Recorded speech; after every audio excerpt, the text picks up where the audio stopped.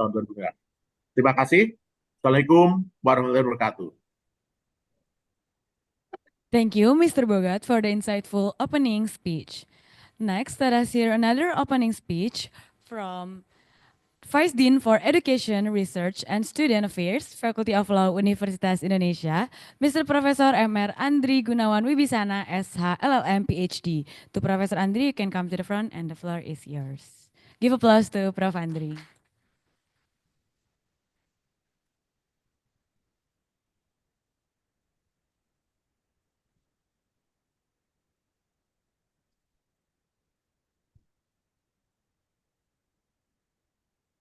Assalamualaikum warahmatullahi wabarakatuh. Dear colleagues, ladies and gentlemen, esteemed scholars, distinguished guests, and also the speakers. Good afternoon. I will deliver a brief speech, perhaps welcoming speech on behalf of the Dean. He asked me to give just speech for this special panel because he had another appointment with the I think with the university. So it is of course an honor for us to host this annual conference, the ICLEF, and as we approach the 100 years celebration of the anniversary of legal education in Indonesia, we pick up the theme for the seminar for the ICLEF that reflect our journey from the Reshoku School in 1924 to the Law School of Faculty of Law Universitas Indonesia today. So I would like to extend a special welcome to our distinguished speaker, Professor Sulistiawati from our faculty, and Professor Johan van der Leun from Leiden Law School, Pak Bogat Widiatmoko from Bappenas, Pak Dewo Broto Joko from Bappenas, dan Pak Yance. So thanks for coming to this special panel. You know that we have last week we celebrated 100 years of anniversary of our legal education. That it serves a crucial moment for us to evaluate, to revisit the role of law schools in our society, and it is also perhaps the time for us to reflect again, to rethink our curricula, whether it is suitable and for the students for the past 100 years and also for the next generation. So we also this time that it is also for us to rethink or to to share that the importance of multidisciplinary studies in the law school. And I think today sessions we all share similar opinions about the importance of not only legal skills but also internal point of view, but I say internal point of view, but also to learn about the law, the so-called law and something, law and society, law and sociology, law and psychology, law and economics.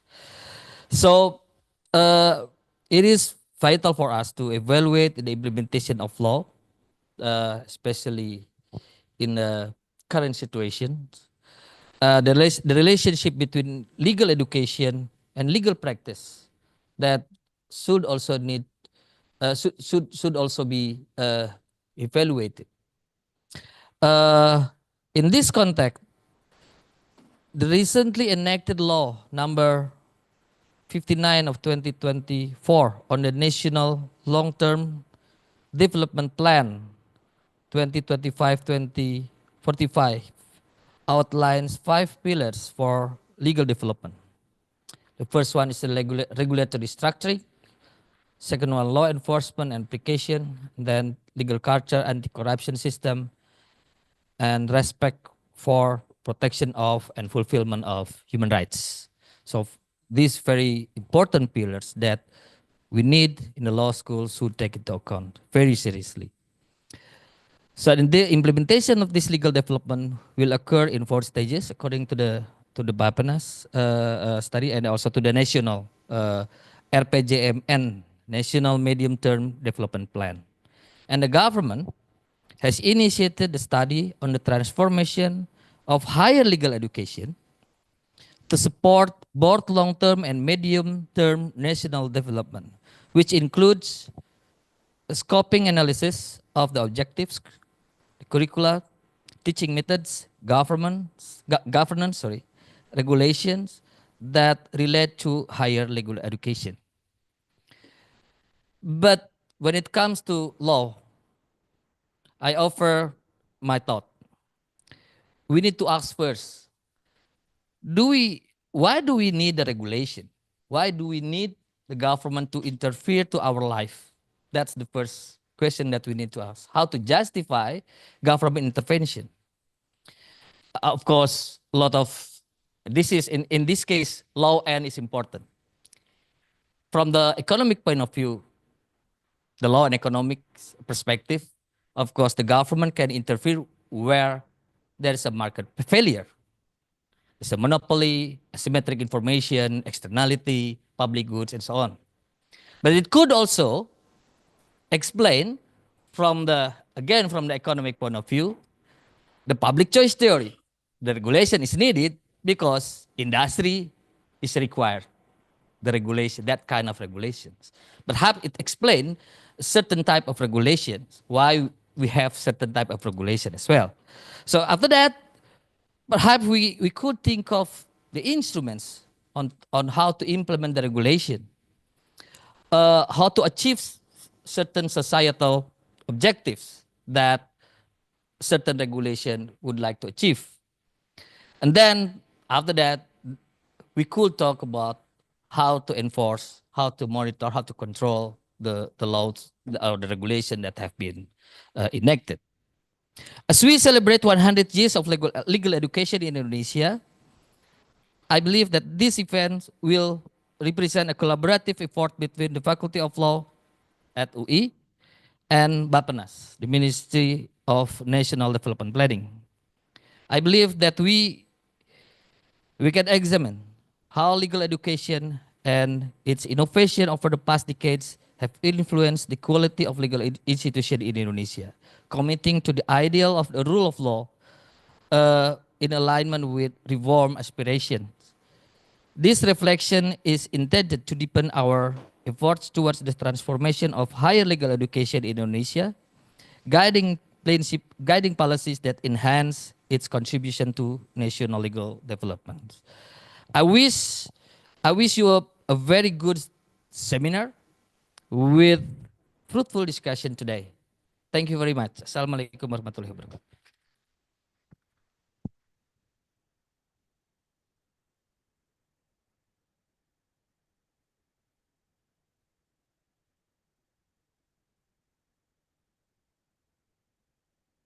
Thank you, Prof. Andri, for the insightful opening remark speech. Okay, so before we continue today's session, I would like to invite to all of the speakers and participants to have the documentation first. So for the speakers, you can stand in front of here because the documentation will taken from here. Yeah.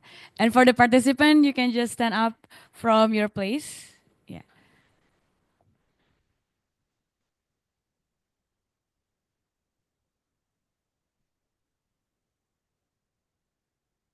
Kenapa? Oh ya. Dan mungkin untuk sekarang pembicara sesi kedua boleh ke depanan saja, Mbak. Ya. Para pembicara di sesi 2, Abang Mbak. Oh, masih.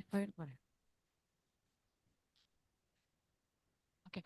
Mungkin pesertanya boleh sedikit merapat ke tengah lagi di tengah jalan juga nggak apa-apa, karena nggak kedapetan sampai belakang. Iya, agak digeser ke dalam aja, dirapetin dulu supaya ke foto. Kalau ada yang mau maju juga nggak apa-apa ya. Kalau nggak kelihatan di belakang maju juga tidak apa-apa. Oke,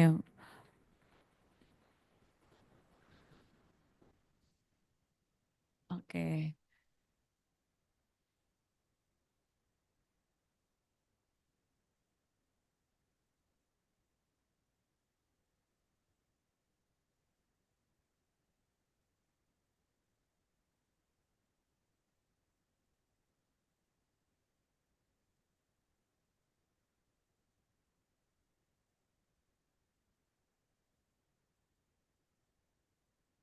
Oke. Thank you, terima kasih Bapak Ibu, boleh kembali ke tempatnya. Baik. Iya, nanti aku.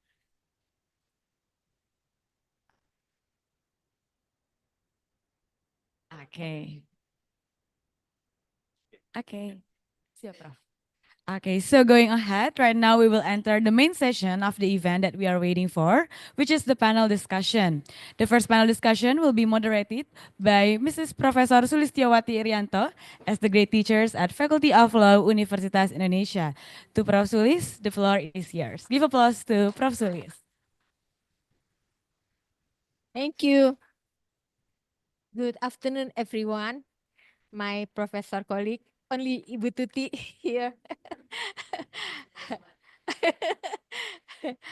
My lecturers, colleagues, students.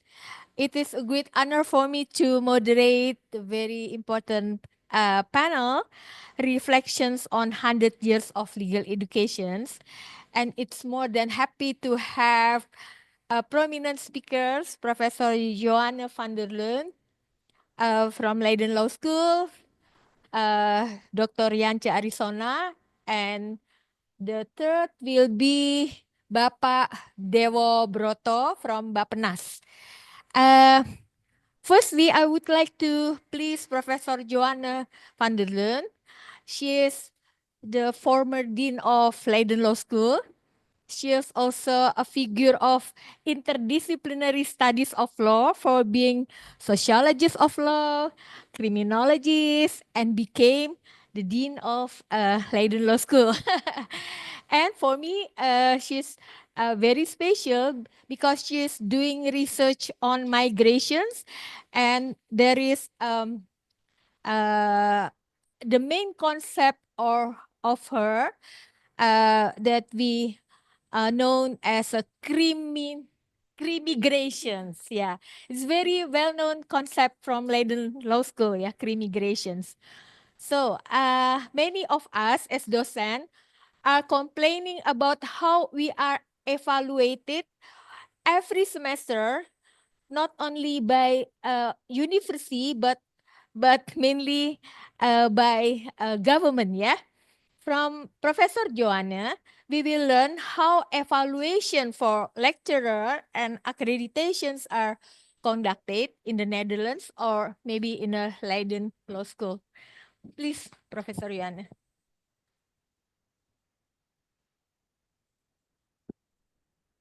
I think it works. Yeah, thank you very much. Good afternoon. Very happy to be here.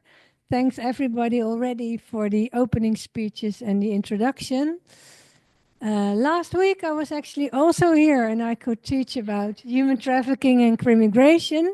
Now we're talking about legal education. And I like interactive teaching. So I want to start with a question because we talk a lot about interactive teaching, then we also have to be interactive, I think. So to the students, I have a question and maybe your Vice Dean has already sort of answered it, but I'm just make up your own mind. Who is responsible that you as students get high quality teaching?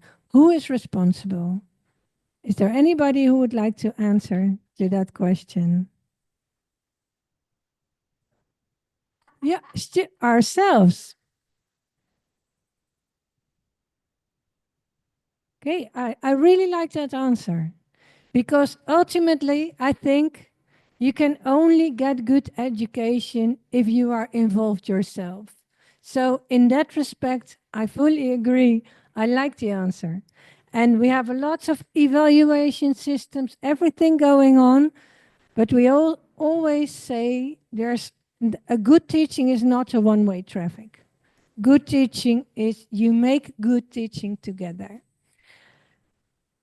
And now maybe a more difficult one. How does a university or a faculty ensure that the teaching remains up to date and future oriented?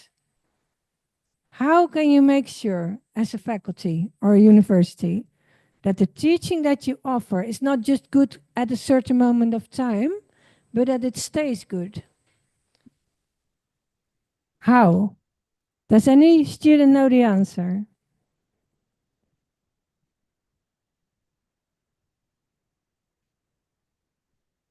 It's a little bit more difficult because how, as a student, do you know that the teaching that you get will help you further in a few years' time? Yeah, so that's already a little bit of what I would like to be talking about. To know if you have good teaching, of course, you're ultimately responsible yourself, but the government has a responsibility and also grants the permission to a university to have you graduate, so that's all highly regulated, as was explained before. You can check that. But in order to really understand, is this fit for the future, you also need a sort of development cycle. Yeah, so you have to, everybody has to keep moving. When you stand still, you're lagging behind. That's very, very true for education. Because what the labor market demands now is not the same as what the labor market demands in 5 years' time, let alone in 10 years' time. Maybe not in 2 years' time. So this is a very, very difficult challenge that universities and faculties are facing. And you need some kind of a cycle of evaluation, cycle of reflection. And of course, professors and teachers have a big role to play there. The frustrating part of that, I think you already referred to that, Ibu Sulis, is that sometimes professors feel constantly monitored. They feel constantly evaluated, constantly assessed, a little bit like students. Yeah, students have assessments all the time, and professors feel the same. And they feel it can be overwhelming, frustrating, not always inviting. So on the one hand, we want to develop and we want to better ourselves. We want to look to the future. And on the other hand, there are all these systems. I have to do this. I have to go through this check. Oh, maybe I didn't fully perform on that indicator. So that's why it's complex. And that's why there's no easy answer to my second question. It's much more difficult than the first one. I can tell you a little bit how we do this in Leiden, how we try to do this, and maybe we can have a discussion. But before I delve into a bit of the details, I want to say that the cycle that I'm talking about at the moment in the Netherlands is changing. And it's changing from top-down to more interactive. Because we feel that a moment has come that the whole system has become too frustrating, too rigid, and not inviting enough. So we're trying to go from a top-down cycle of checks to, with a nice word, a peer learning system. And I truly believe in that. That's also, I think, why it's helpful that we're sitting here together, because you all have your own challenges and your context-specific things, but ultimately you can learn from each other. And most professors want to learn. That's why they became professor in the first place. So what we do, every lecturer in Leiden has a conversation with the head of department or the head of the team every year. And there are certain indicators. How do you do with teaching? How do you do research-wise? What are your administrative tasks? What do you do for society? Those things are discussed, and it's all reported for the higher management. We used to call this a result and development talk or conversation. Now we are changing this towards what we call the grow model. So the idea is that you want to grow, you want to develop yourself, and the aspects are the same. But what we are now, your team leader or your departmental head asks, in what way do you want to grow? Is it predominantly research? Is it predominantly teaching? It's always in some sort of form a combination. But so this is part of the change I was talking about. But of course there are indicators. You have to publish, you have to teach, you have to have reasonably good student evaluations. You don't have to be top of the bill, but you have to develop yourself as a professor, as a teacher. So that's one, the grow, we call it the grow conversation. Then in every course that we teach, there's a student evaluation. Do you have it here too? Do you have student evaluations here? Yeah. So that system is familiar, and it's a way of getting the input from the students. We do it online. It's a kind of a survey, but increasingly we also supplement that with a panel discussion. Also a way of doing things a little bit differently, because then you go a bit more in depth. It's not just I rate you this high or that high, but it's also like, well, what the student think you could do a little bit better, make clearer slides or whatever, or spend a bit more time explaining the basic concepts rather than diving deeply into this. So students' evaluations are important, but again, they are developing. And then every lecturer reports on his or her administrative tasks and societal fulfillments, whatever. With respect to research, we expect people to look for funding, research funding. So they have to show that they at least try to get the funding, hopefully get the funding. If they do research together with students, how they do research-led teaching, and their publications. And again, with the publications, we are changing a bit. Before we said in 4 years' time, you have to have 7 articles. And at least 2 of them should be internationally independently peer-reviewed. We're changing that a bit around too, because this was a very rigid system. And some people really want to write a book. And it takes much longer to write a book. And the books are also needed in the field, also in the teaching. So what we do now is we ask people to say, what are your publication plans for the next 4 years? What would you like to focus on? And then you have to deliver. So if you decide to skip the articles for the next 4 years and write an important book, you can do so, but it's not just an empty promise. We really want to see what's coming out of that. So again, a change in the system. Apart from this, we have a system called Basic Qualification Teaching. Every lecturer has to also take some courses on teaching, video training, some basic information about diversity and inclusion, inclusive teaching, all those kind of things. And this also includes feedback sessions with students. So that's on the individual lecturer side. If I have to stop you, you can stop me. Yeah, I can go on for ages, but I don't think there are other speakers. This is the individual part. Then we have the programs. Every educational program has an evaluation every year. So not just the courses, also the programs as a whole. And there is the formal system, and here the Ministry of Education comes into play to keep the cycle going. Every 6 years again, you sort of have a new assessment. How are you doing now? And there is a panel of colleagues, of peers that visited all the law schools. And this year I was honored because I was chair of one of the panels.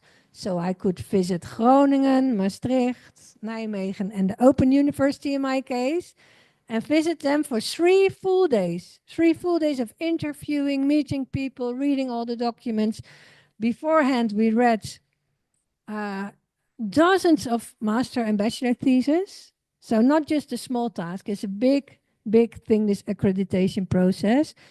And then if all goes well, the university gets the permission again for the next 6 years to have students graduate. So that's sort of the general picture. And I am aware it's complex and it's time intensive. And very often we say, is this all necessary? It's so much work. But I also believe in order to keep up with the game and to keep developing, you need this cycle of quality control, as we call it. There's one thing I want to add. This is all about how you teach, what you teach, etc. But the content, the academic freedom, that is above everything. So it's not that the ministry is saying, okay, but you can teach this, you should not teach that. There's academic freedom as a basic principle. We're now in a difficult situation, actually, where we have a new government which says you're doing too much English teaching. You have to go back to Dutch teaching. Well, for law, it's not that bad, but for social sciences, it is. But that's a whole other issue. So this is a sort of basic insight in how we do things. If we reform, we have to explain this when the accreditation panel comes. And we also have to show that was not just our own ideas, but that we involved the professional field, that we involved alumni, that we involved employers, students, and I think that's very important. That's the external perspective on how you're doing things. So that it's always easy to stay in your own room with your own colleagues and think this should happen, that should happen. But because of the world out there, we are obliged also to ask feedback and input from that side. So I think I'm sort of rounding up. This is a lot of work, yes, it is, but it's also keeping us healthy. And we are currently in Leiden in a big reform of our bachelor's program, so our first 3 years program, which also has to become broader, more challenging, more inclusive, more cohesive, and more future-oriented. And this is very much supported by this whole structure of checks and balances in higher legal education. Thank you very much. Thank you very much indeed, Professor Joanna. I think we can share our experience later. How about at UI the evaluations are conducted? Thank you. Now I please Dr. Yance Arizona. He is graduated from Faculty of Law. Yes, Mas Yance will assess the opportunity and challenge of integrating socio-legal studies into the legal education framework. And what is the constraint, what is the happy ending story about, please, Mas Yance. Okay, thank you, Professor Sulistiawati Irianto, distinguished speakers, Professor Joanna van der Leeuwen, distinguished scholars, Professor Harkistuti, and also dear college lecturer and also student. So here it's not only from UI, but also there's also from President University that joined. So I would like to share my experience from UGM basically because currently I'm heading one of research center and also heading a research and publication unit, a unit under the Faculty of Law that manage research grant. And I would like to share what is the challenge and also what is the achievement by promoting increasing research, especially also gradually to incorporating social legal studies into this this unit as well. But before that, next slide. Yeah, before that, I would like to share a bit overview of the legal education problem, main concern legal research, and how in social legal studies is introduced specific into Indonesian context as an interdisciplinary research method, and to see what is the opportunity to encourage social legal studies. And later on, I will share my experience in research and publication unit at Faculty of Law, UGM. Next, so there were two articles written by Professor Sulistiawati Irianto, and also a reflection of 1 century of higher legal education, but also another article by my colleague, the UGM, Fatahillah Akbar, Bubarkan Fakultas Hukum, so disband the Faculty of Law, to see there's some problem within legal education, including disorientation within whether to focus on theory or practical things, and also some problem with the bureaucracy to improve the quality of legal education as well.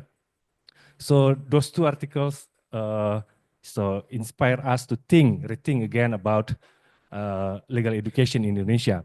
Especially the next slide, especially very few articles published, criticize or discuss about legal education in Indonesia.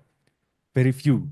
Especially, I saw that there was an article by Adrian, but there is also an article by Prof. Sulis at Indonesian Journal of Social Legal Studies, but not many people thinking about how should we improve legal education in Indonesia. So this is, I think that this conference is open a new field, new topic to study about how we should researching about legal education to improve legal education in Indonesia. So some article has identifies problem including lack of skill about teaching method, teaching materials, and also conservatism, feudalism within the legal faculty as well, law faculty as well, lack of salary and incentive, some organizational problem within the faculty as well.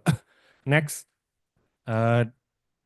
Yeah, so there's also interesting article by Professor Sulis that I hope that all of the participants will read it after this conference as well. So next, so we move to the legal research. Basically, what is the main problem within legal research in Indonesia? The first that there is an ideology that there are only two methods of legal research.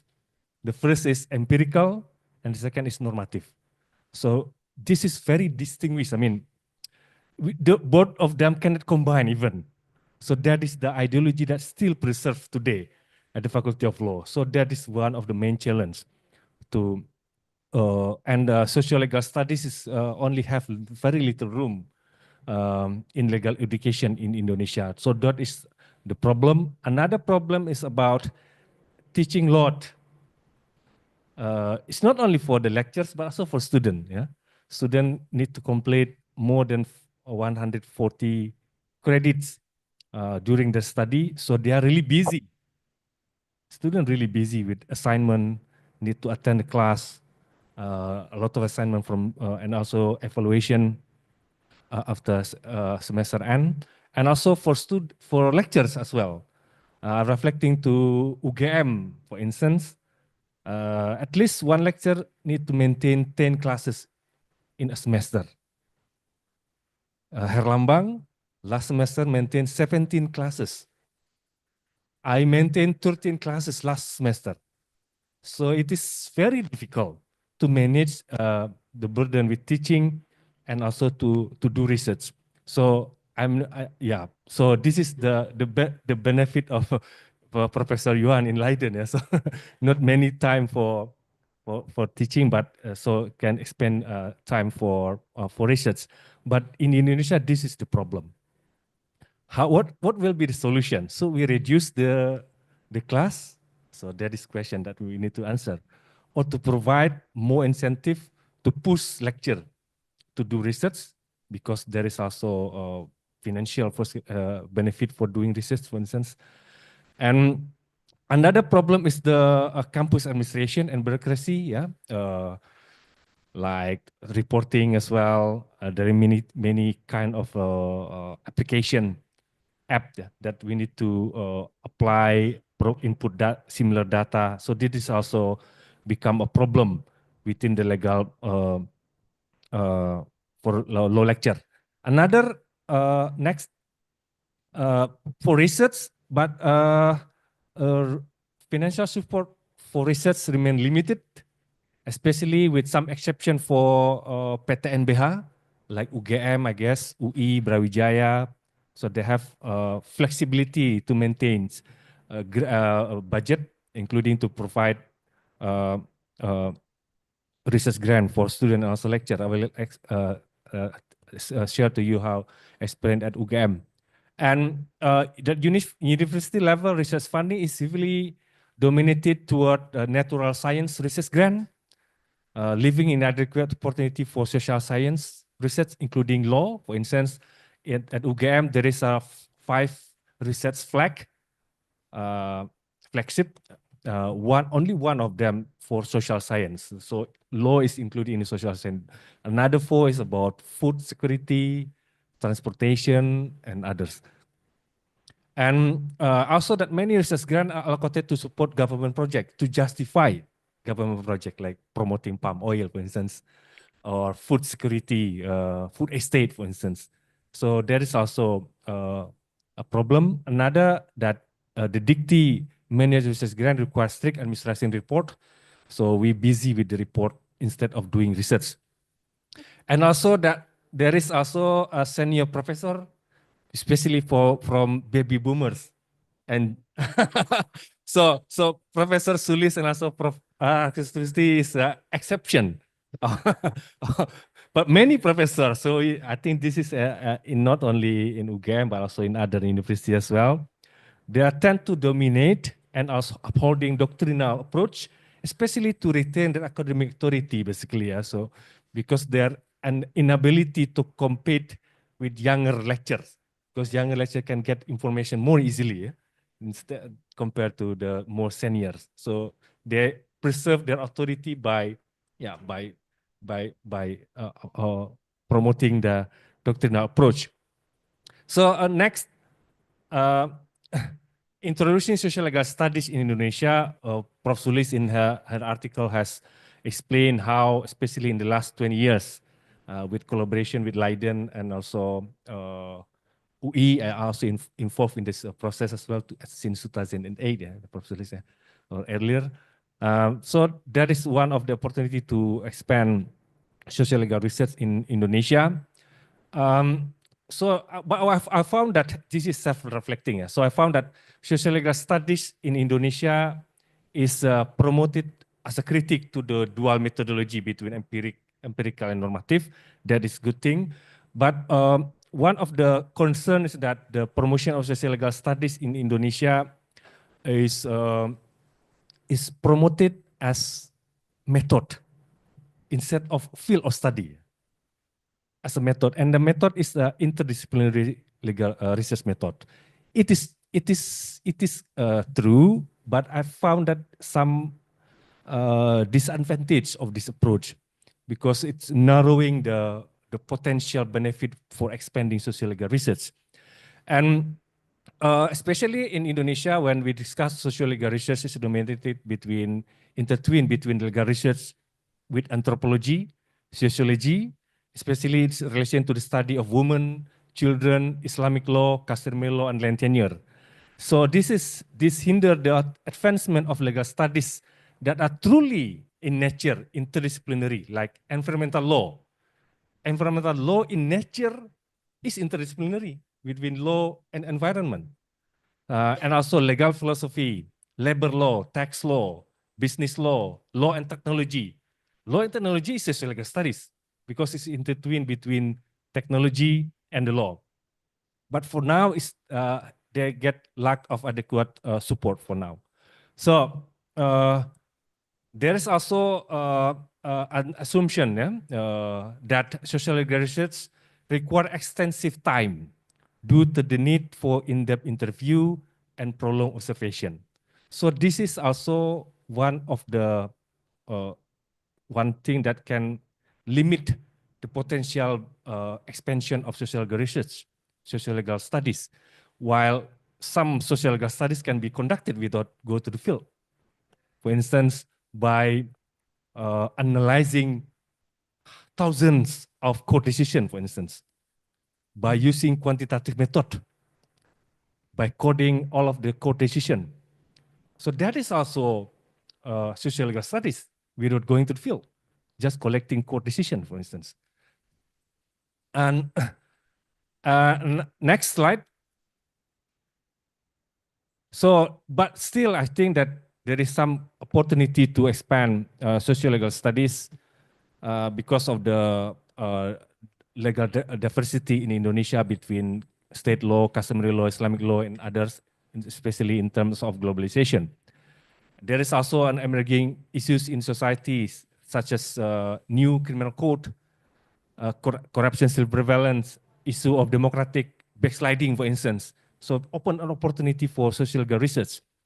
And also greater accessibility to legal information, including court decision, easily to get for now, regulation, case details, and also new generation of lectures, and also students, and also support from research funding from internal and external, also increasing international collaboration, and also law students now have opportunity to study a discipline outside law, as an article by Mbak Prasanti Daryono.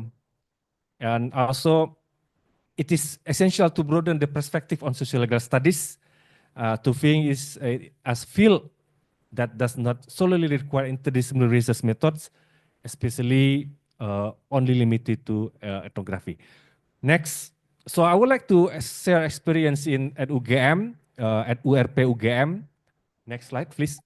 So at UGM, at my unit, research and publication unit, we manage 9 billion annually to support research grant for lectures and also for students. 9 billion ya, not 9 million. Miliar, 9 miliar setahun.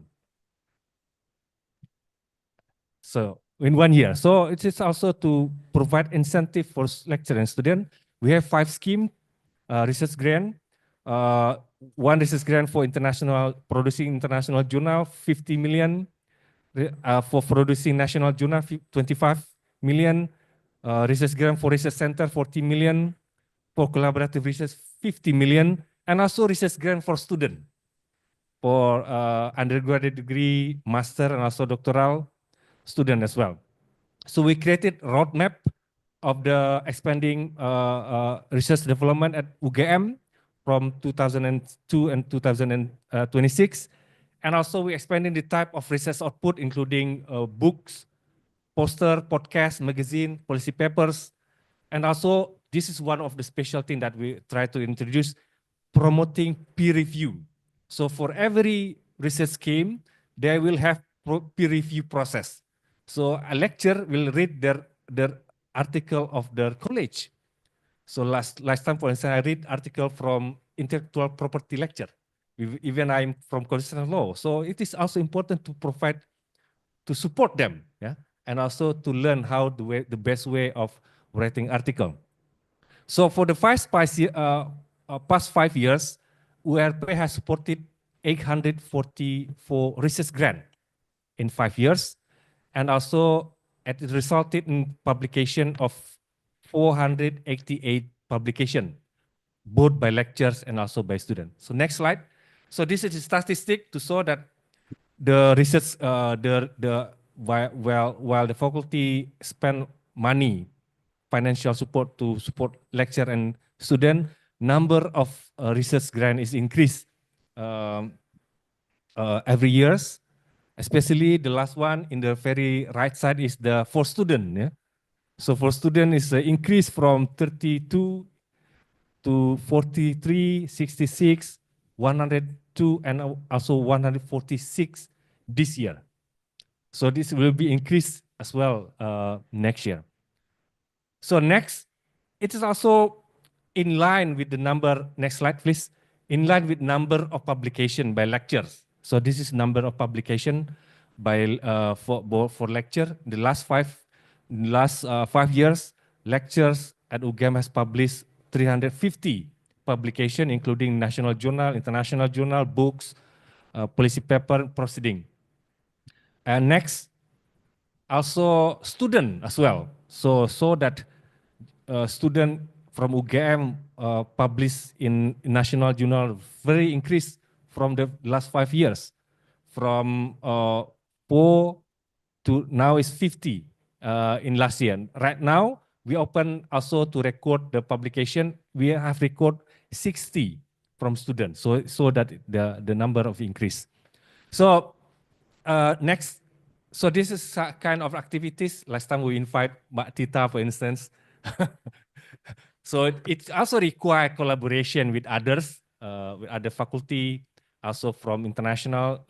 We also make a seminar on comparative research method last month with the lecture from National University of Singapore.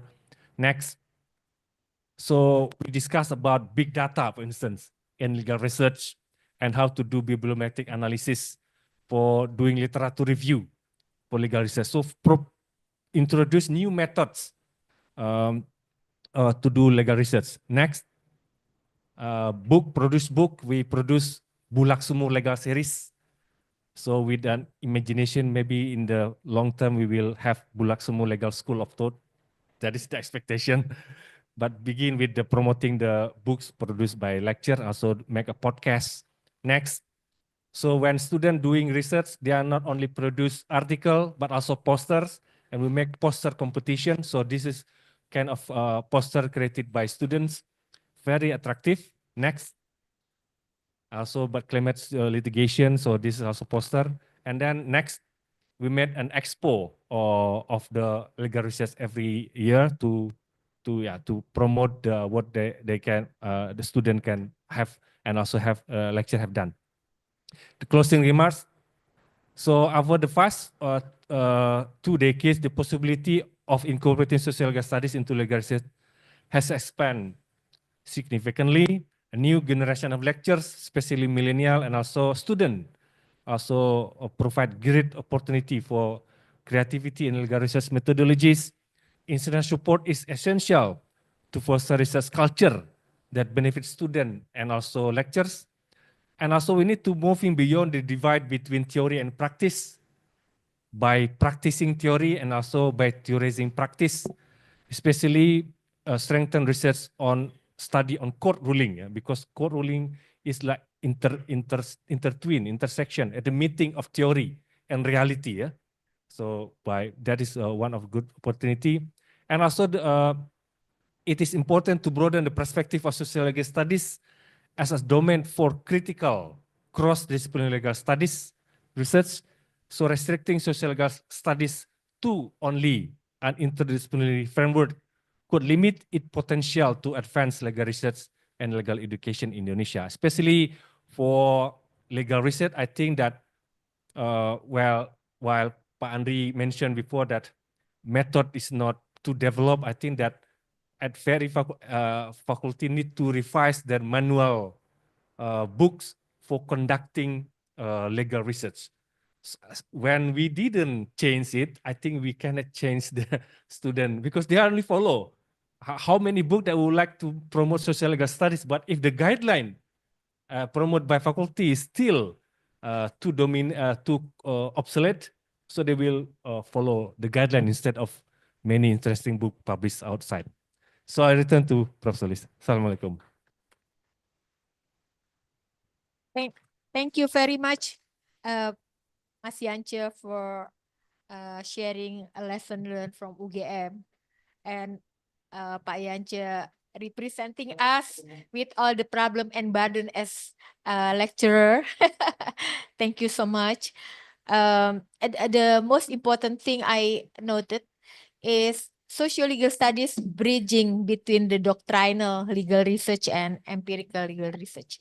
Thank you. And last but not least, I would invite Bapak Dewo Broto from Bappenas. Please, Pak Dewo. Yes, thank you very much, Professor Sulistiawati, Honorable Professor Joanne, the former Dean of the Leiden University. I was your student in 1995 when I took my master degree in Leiden. And also Pak Johan, and also all of the participants of the national seminar this afternoon. Thank you very much for giving me the opportunity to share our experience. But I will focus on the to deliver the result of the assessment. Since it is very important that we have to strengthen the faculty of law. But I'm so sorry that I will speak in Bahasa since the majority of the participants are Indonesia, so it will be more useful if I speak in Bahasa rather than English. Sorry, Professor Johan, to speak in Bahasa. Please.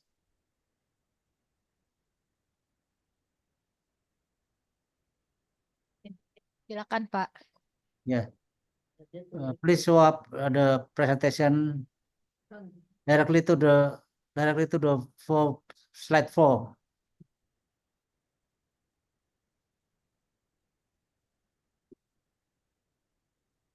Yes. Yeah. Slide 4. And then, sorry, slide 4. Ya, cukup. Ya, Bapak Ibu sekalian, jadi tadi terkait dengan RPJPN 2025-2045 sudah dijelaskan oleh Pak Boga dan Pak Andri terkait dengan RPJM serta RPJMN 2025-2029. Jadi seperti yang tercantum dalam paparan ini, ada sedikit gambaran terkait rancangan latar belakang kenapa memilih perguruan tinggi hukum sebagai salah satu prioritas dalam rangka penguatan kebudayaan. Ini adalah rancangan kerangka pembangunan bidang hukum dan regulasi. Kalau di Astacita Presiden Prabowo itu Astacita 1 dan Astacita nomor 7. Yaitu pertama daripada PN1 itu adalah memperkokoh ideologi Pancasila dan demokrasi dan hak asasi manusia. Sementara PN7, prioritas nasional 7, itu adalah terwujudnya supremasi hukum yang transparan, adil, dan tidak memihak melalui tersusunnya fondasi kelembagaan hukum dan sistem anti korupsi. Ini Astacita, jadi RPJM. Nanti RPJMN sejalan dengan Astacita yang dibuat oleh Presiden Prabowo pada saat kampanye. Nah, dari Astacita ini diturunkan ke dalam program prioritas. Ada tadi dijelaskan Profesor Andri, ada 5 pilar, yaitu pengaruh utamaan, pemajuan dan penegakan HAM. Yang kedua itu adalah reformasi hukum. Pilar kedua adalah reformasi hukum. Salah satunya adalah penguatan budaya hukum, dan dari sini kita dalam rangka penguatan hukum melalui jalur pendidikan formal, yaitu perguruan tinggi hukum. Nah, oleh karena itu perguruan tinggi hukum, penguatan perguruan tinggi hukum itu adalah bagian dari upaya kita untuk memperkuat budaya hukum yang merupakan pilar reformasi hukum. Yang ketiga adalah penguatan kelembagaan pelayanan dan penegakan hukum. Yang keempat adalah pencegahan dan pemberantasan korupsi serta tindak pidana pencucian uang. Dan yang terakhir, pilar terakhir adalah transformasi sistem penuntutan dan advokat jenderal. Nah, ini adalah apa yang tercantum dalam RPJMN 2025-2029. Next. Nah, ini adalah kerangka pikir pembangunan budaya hukum yang tadi kami jelaskan, bahwa budaya hukum itu dimaksudkan dalam rangka terwujudnya program literasi hukum dan pemberdayaan hukum masyarakat yang inklusif. Nah, itu dibagi dua, untuk penyelenggara negara dan juga hukum masyarakat, ini seperti itu. Dan kita melihat berbagai permasalahan terkait kualitas penegakan hukum dan praktek hukum dapat dipengaruhi oleh, antara lain salah satunya adalah kualitas pendidikan tinggi hukum. Nah, harapan kami melalui kajian yang kita lakukan, kita membuat kajian dalam rangka meningkatkan kualitas pendidikan hukum tinggi hukum untuk mensupport pencapaian sasaran utama, yaitu supremasi hukum pada tahun 2045. Karena itu kami melakukan pendidikan hukum sebagai pembentuk budaya hukum, pendidikan hukum sebagai alat sosialisasi hukum untuk pengembangan budaya hukum. Dasar itulah kita menyusun kajian transformasi pendidikan tinggi hukum yang diseminarkan sore ini. Next. Nah, ini adalah tujuan metode pengumpulan data. Yaitu pertama, kita bermaksud mengidentifikasi tantangan dan permasalahan yang dihadapi pendidikan tinggi hukum. Yang kedua, identifikasi rekomendasi dan area perubahan pendidikan tinggi hukum. Dan yang ketiga, identifikasi tujuan dan arah pendidikan tinggi hukum ke depan bagaimana. Nah, metodenya kita melalui kajian hukum dan kebijakan, kajian historis, kajian praktik, dan juga kajian perbandingan. Ini yang kita lakukan, metode penelitian yang kita lakukan. Next.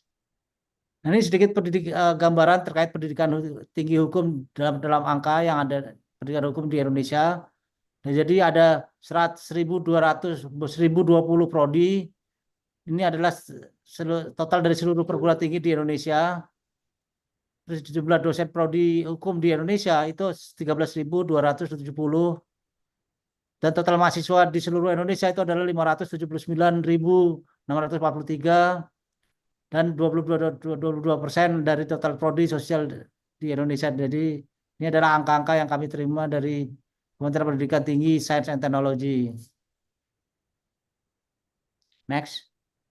Nah, sedikit terkait jumlah prodi yang terakreditas B dan C masih lebih banyak dibanding dengan A.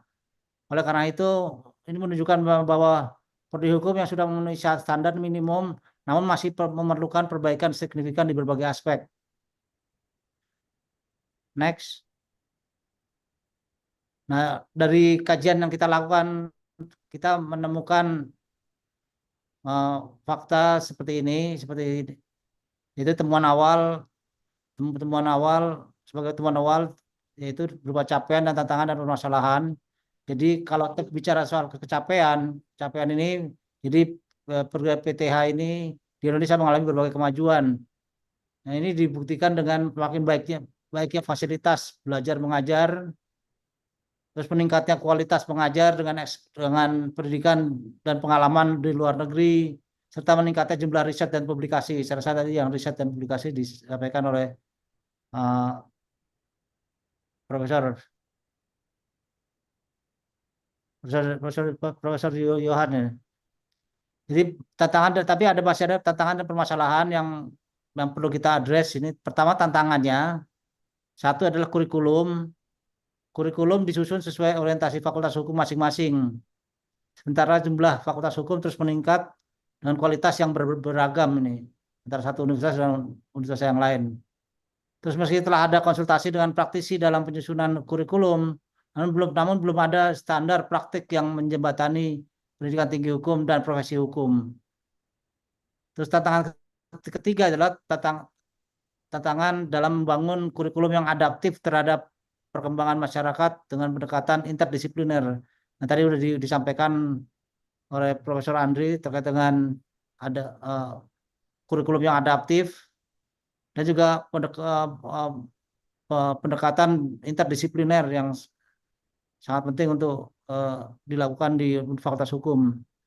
Dan juga yang keempat adalah kurikulum yang adaptif dengan perkembangan global, misalnya perkembangan teknologi, perubahan iklim, artificial intelligence, dan lain-lain Terus yang kelima, tantangan terkait dengan kurikulum itu adalah tantangan membangun pengajaran yang mendorong terbangunnya kemampuan analisis hukum dan critical thinking. Nah, ini yang dikembangkan di Leiden, critical thinking ini yang waktu itu kami bicara juga dengan Profesor Adrian Bettner terkait dengan tema critical thinking yang perlu dimiliki oleh pengajar di Fakultas Hukum itu. Nah, yang kedua terkait pengajaran, tingginya beban kerja dosen dan tantangan menyeimbangkan beban pengajaran, penelitian dan administrasi. Nah, ini juga tadi sudah disentuh oleh Pak Yance terkait dengan beban dosen yang terlalu berat dan banyak membebani apalagi terkait administrasi. Ini yang mungkin perlu untuk kita pikirkan bersama bagaimana mengurangi beban administrasi dari para dosen sehingga dosen bisa berkonsentrasi pada pengajaran, penelitian dan juga penelitian dan juga membuat jurnal itu. Jumlah mahasiswa semakin meningkat, yang tadi ada 500.000 orang dan tidak selalu dibarengi dengan peningkatan jumlah pengajar. Jadi tiap tahun mahasiswa tambah, tapi pengajar juga nambah, tapi nambah terlalu sedikit. Gitu. Terus yang ketiga, penentuan guru besar belum sepenuhnya berbasis merit dan arah pengembangan pengetahuan hukum. Yang kelima, yaitu sistem remunerasi dosen belum sepenuhnya sesuai dengan beban kerja dan tanggung jawab yang diemban. Ini juga penting sekali, kesejahteraan dosen yang perlu diperhatikan. Apabila dosen sejahtera, insya Allah mahasiswanya baru baik-baik gitu. Lanjut. Nah, terkait dengan penelitian, jumlah riset dan publikasi di jurnal ilmiah semakin meningkat, namun dengan kualitas yang bervariasi. Yang kedua, tantangan dalam mengintegrasikan pendekatan interdisipliner yang tadi kami sampaikan dalam penelitian hukum sehingga dapat mengikuti perkembangan pengetahuan hukum di dalam dan luar negeri. Terus tantangan ketiga pada penelitian adalah tantangan dalam menghasilkan riset berkualitas karena kesulitan menyeimbangkan waktu pengajar, mengabdi masyarakat dan juga beban administrasi lainnya. Dan jadi ini yang perlu menjadi perhatian ini.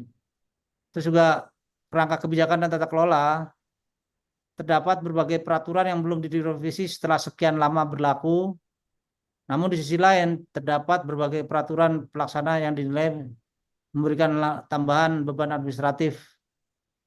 Terus tantangan dalam tata kelola perguruan tinggi turut mempengaruhi kualitas perguruan tinggi hukum, seperti dalam hal status dosen, evaluasi beban kerja, penentuan jabatan guru besar, dan sistem remunerasi.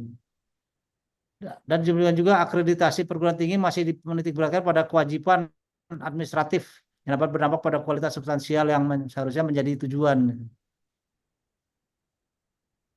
Next. Nah, ini beberapa praktik di negara lain.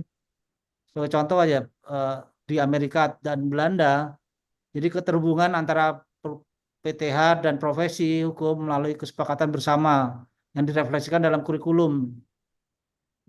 Demikian juga di Jepang dan Afrika Selatan, pengaturan PTH dalam undang-undang atau regulasi, umumnya ada regulasi profesi hukum. Terus juga PTH dimulai pada postgraduate level sehingga mahasiswa telah memiliki bekal dari berbagai disiplin ilmu. Nah, ini penting, jadi yang mengambil S2 itu tidak harus sarjana hukum, tapi mata ilmu disiplin ilmu lain juga diperbolehkan seperti itu. Terus juga pengembangan pendidikan klinik hukum sebagai upaya membangun keterampilan hukum melalui kerja praktik. Yang kelima itu adalah terdapat tujuan atau orientasi PTH yang jelas, misalnya orientasi internasional di Jepang, orientasi keragaman hukum lokal atau tradisional di Afrika Selatan, dan orientasi keterampilan profesi di Amerika Serikat itu. Lanjut. Nah, ini ada beberapa identifikasi rekomendasi dari kajian itu, kajian yang kami lakukan, dan tentunya ini kami mengharapkan masukan dari Bapak Ibu sekalian, sehingga harapannya bisa menyempurnakan rekomendasi apa yang perlu kita lakukan untuk meningkatkan perguruan tinggi hukum. Itu apalagi ini menghadapi persaingan yang berat di tingkat global, dan harapannya pada tahun 2045 Indonesia menjadi negara maju. Oleh karena itu harapannya bisa bersaing dengan negara lain, dan harapannya Indonesia menjadi negara ekonomi terbesar kelima di dunia. Oleh karena itu perguruan tinggi hukum harapannya bisa berkontribusi dalam pencapaian target Indonesia Emas pada tahun 2045. Nah, rekomendasi yang kami identifikasi, pertama pembentukan konsorsium ilmu hukum.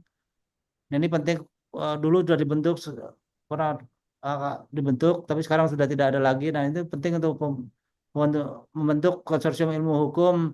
Untuk salah satunya adalah untuk membahas terkait dengan kurikulum Fakultas Hukum. Yang kedua, pengembangan cetak biru transformasi perguruan tinggi hukum. Nah, ini penting juga karena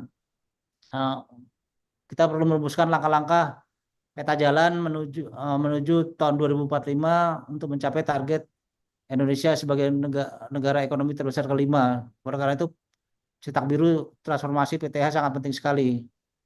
Pak, boleh dipersingkat nggak? Maaf, Pak. Ya, saya cepat aja. Terus yang ketiga, reformasi tata kelola pendidikan tinggi untuk membangun ekosistem PTH. Yang keempat itu adalah penyempurnaan regulasi pendukung untuk menunjang PTH yang berkelanjutan.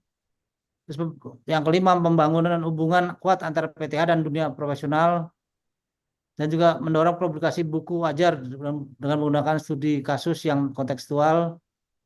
Yang ketujuh itu implementasi pendidikan berbasis pengalaman dan klinik hukum sebagai bagian dari kurikulum, menyederhanakan beban administrasi untuk meningkatkan fokus akademik dan riset dosen, terus memperluas dan meningkatkan skema pendanaan untuk penelitian dan pengembangan kurikulum. Tadi disampaikan oleh Prof.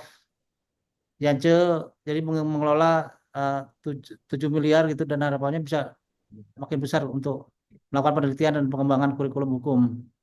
Namun yang ke-10 adalah modernisasi kurikulum menjadi inklusif lintas disiplin ilmu atau interdisipliner. Yang ke-11 adalah membangun sistem akreditasi berbasis dialog dan pengembangan substansi. Dan terakhir adalah adopsi teknologi dalam pendidikan hukum. Yaitu salah satunya itu artificial intelligence. Saya rasa itu sedikit gambaran terkait dengan hasil awal kajian dari perguruan tinggi hukum, pengembangan perguruan tinggi hukum, dan harapannya bisa disempurnakan oleh Bapak Ibu sekalian. Terima kasih, mohon maaf apabila terlalu lama. Wassalamualaikum warahmatullahi wabarakatuh. Terima kasih.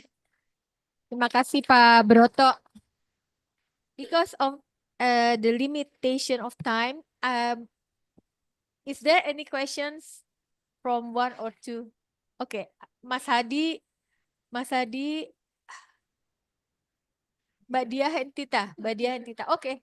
Okay, please make it short. Okay.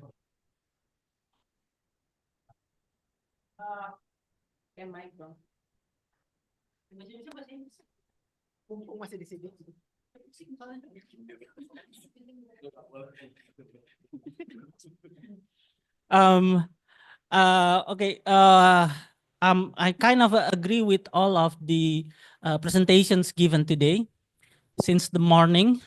So, but there are some issues I think that we need to answer actually regarding the higher legal educations. One is that higher education is not something institutionalized that in the vacuum. I mean, in the vacuum means that we also need to know what is the input. So elementary school, the elementary, and also the, what is it? Yeah, junior high school. It's also give some kind of influence to how the higher education should be done. Because at least in my experience comparing legal educations for or higher educations in Netherlands and also in the US, it's very different. So that's one of the issues that we need to face.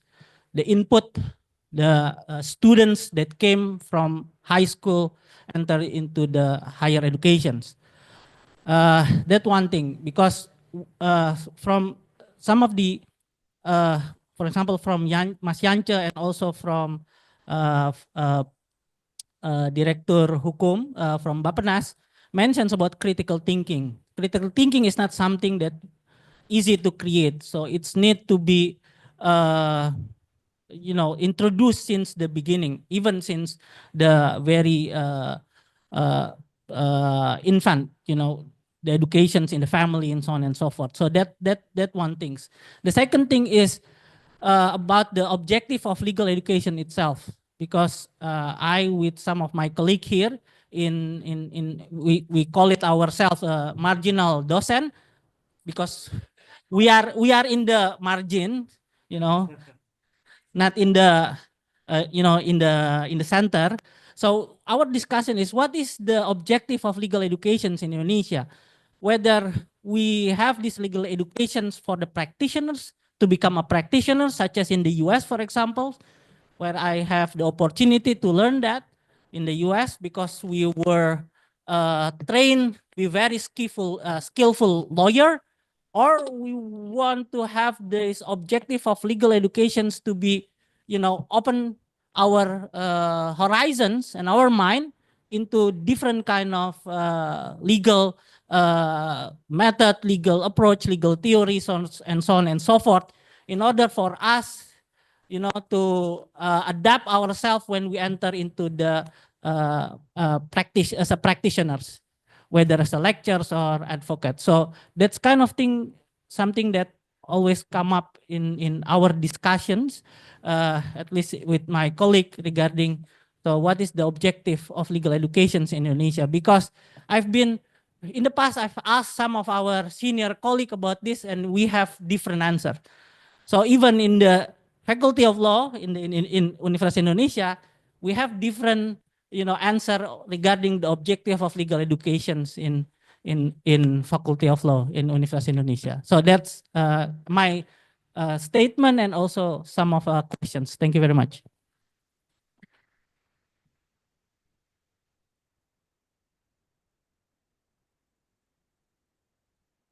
Thank you for very great presentation from three panelists.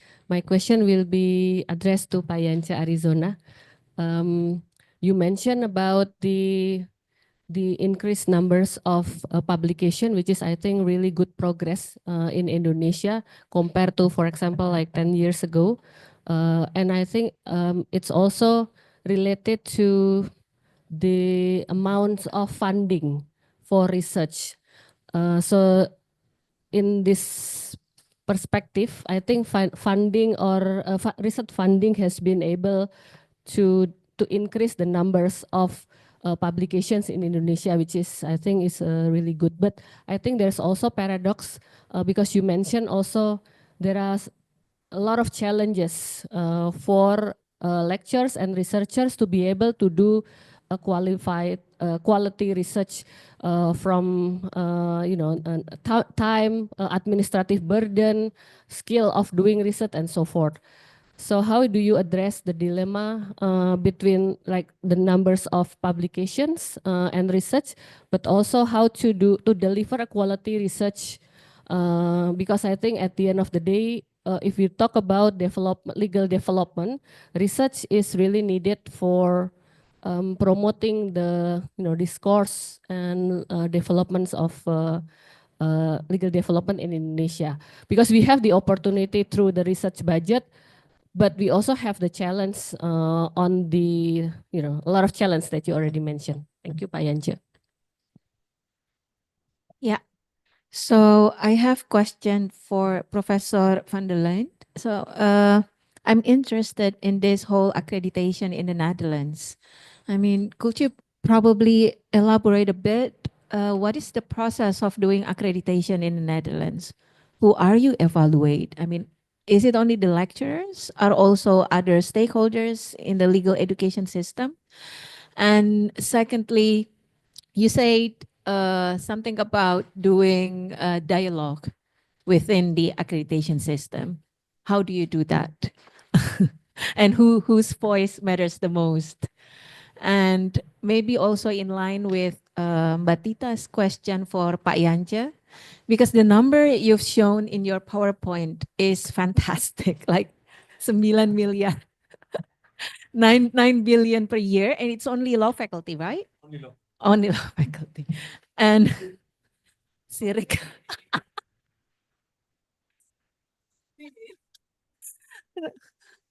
No, I mean, in your opinion, is it the rise of budget or funding also collaborate with the rise of qualities of the lecturers themselves?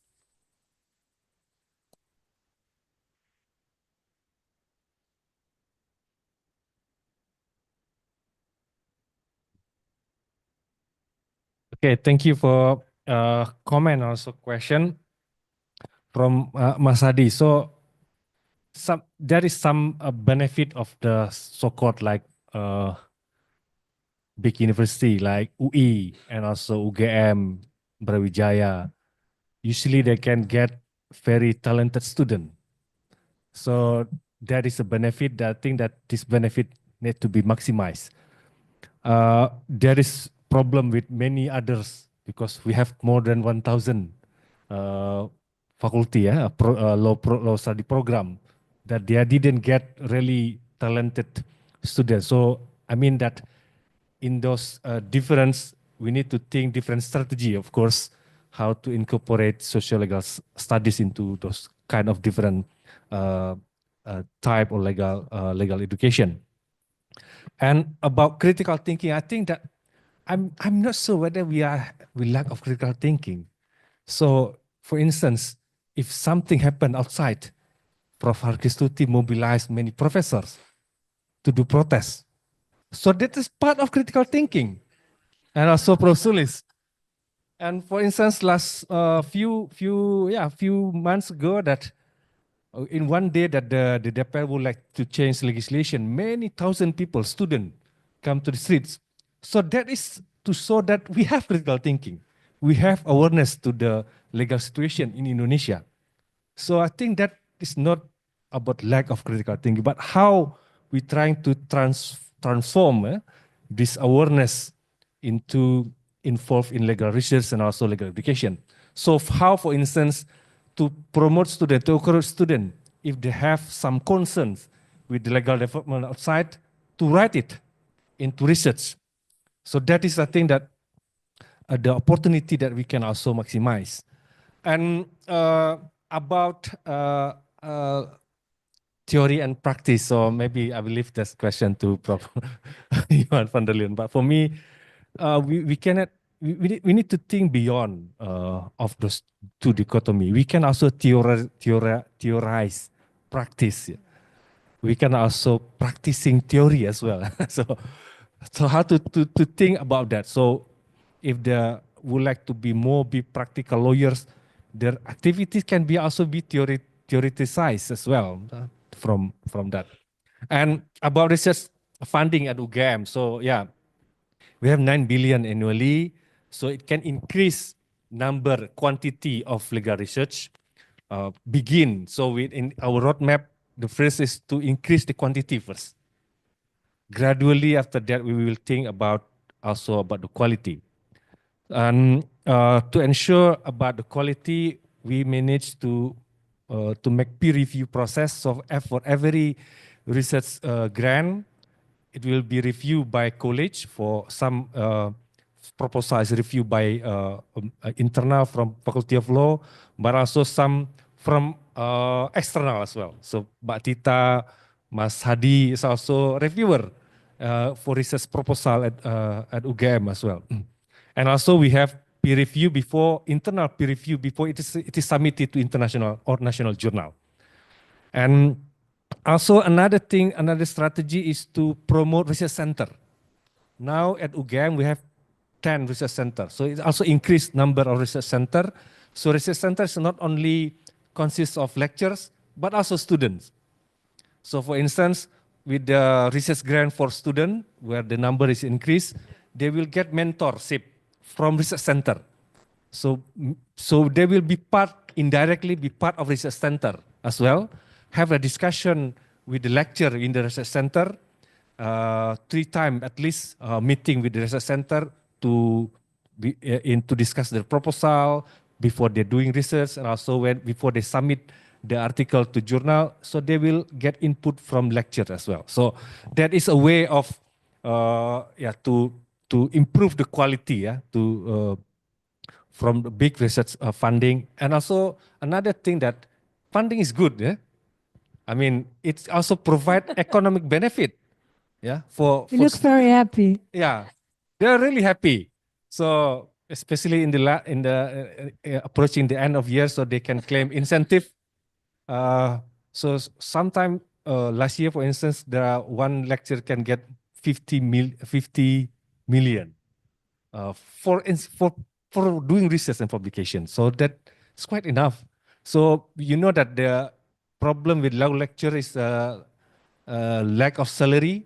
So it can be a solution as well. So maybe the problem is maybe we not, so of course that to us, they can manage their time, not trying to lowering the number of students, but also provide good incentive for them to do another activities outside lecture, but doing research with a very good incentive as well.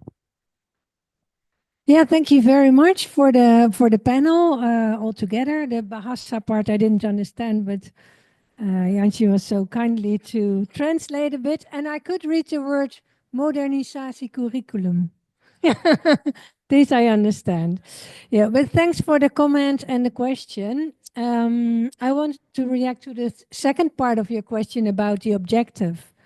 What's the objective, and do we agree, or do professors agree on that? There was a part I didn't mention about the Dutch example, but if we have this accreditation process, it starts with the law schools agreeing together on what the objective exactly is. And with 10 law schools, that's easier than with a few hundred. But it's interesting because every time we revise it, so the objectives also shift.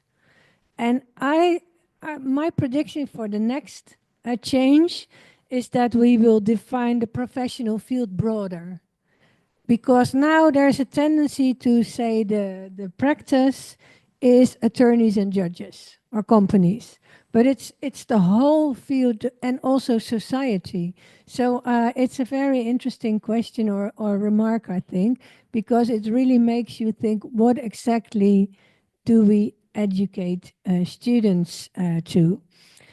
And with respect to the accreditation, who exactly are you evaluating in the accreditation process? The unit of evaluation is a program. So we visit the law school, and the law school has, let's say, 10 programs or 12 or 15 bachelor and master programs, and each program has to be approved every 6 years. And then you speak to students, alumni, you read the documents, you read the thesis, etc. per program. That's also why we read so much. And of course, not all voices are heard, but there's always the opportunity for people within a law school who do not feel heard to come to the committee directly. So there's always half an hour scheduled for people who think, I don't feel seen or heard in this process, and people make use of that right. So that's interesting. The dialogue part, yeah, that's a recent development. And now I was chairing 4 accreditation visits, and 2 of the law schools specifically chose the dialogue method. And it's a different method. And we have certain standards. It's all very, very regulated, but the dialogue part is not regulated. So the law school says there are 3 things we struggle with. 1, 2, 3. And please tell us, get into conversation with us, into dialogue with us. How and can we move forward? What can we learn from you? What do you see in other countries that we can learn from? You write a report, and the only thing that has to happen is after 3 years in the midterm and after 6 years in the next accreditation, they have to reflect on that. So they said, this is what we took from it. This is also what we heard, but we did not take it on board. So it's a much more open process with less rigid, fixed, preconceived standards that you are looking at. So yeah, dialogue is maybe always an optimistic word, but it's a more open, development-oriented process, I would say. Thank you. Thank you. Very much indeed for insightful presentation, Professor Joanna and Dr. Yance Harisona. We need elaborate further the problem of legal education in the next sessions led by Tita. Thank you very much to all of you.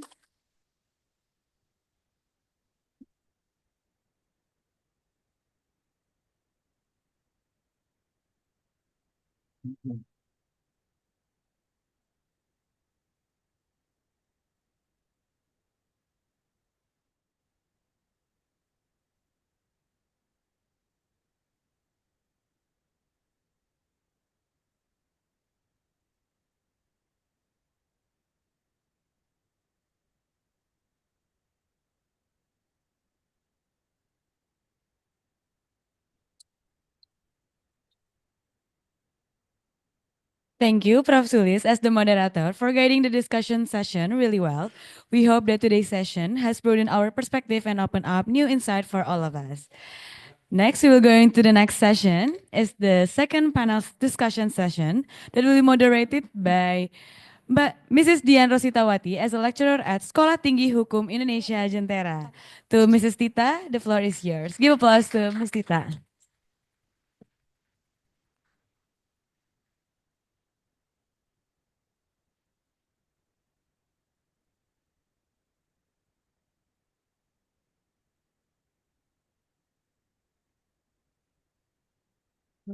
Thank you so much.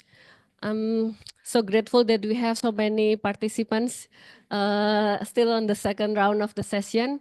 We have 3 panelists on the second round of the session. I will call those 3 distinguished panelists. Pak Yuun Ompusungguh, please welcome him to the panel table. And then we have Ibu Nela Sumika Putri.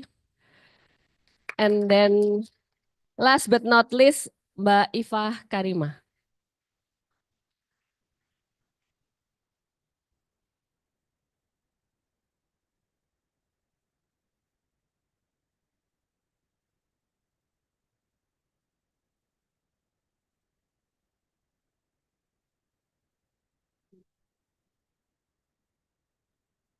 We will call the other presenter that will accompany Mbak Ifah, Mbak Dian Utami.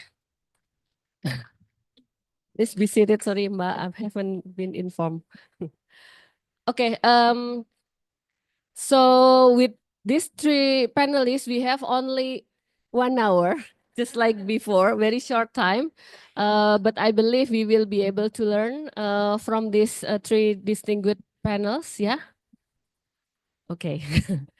So let's stick to 1 hour first, and then we see whether we can, extend the session or not.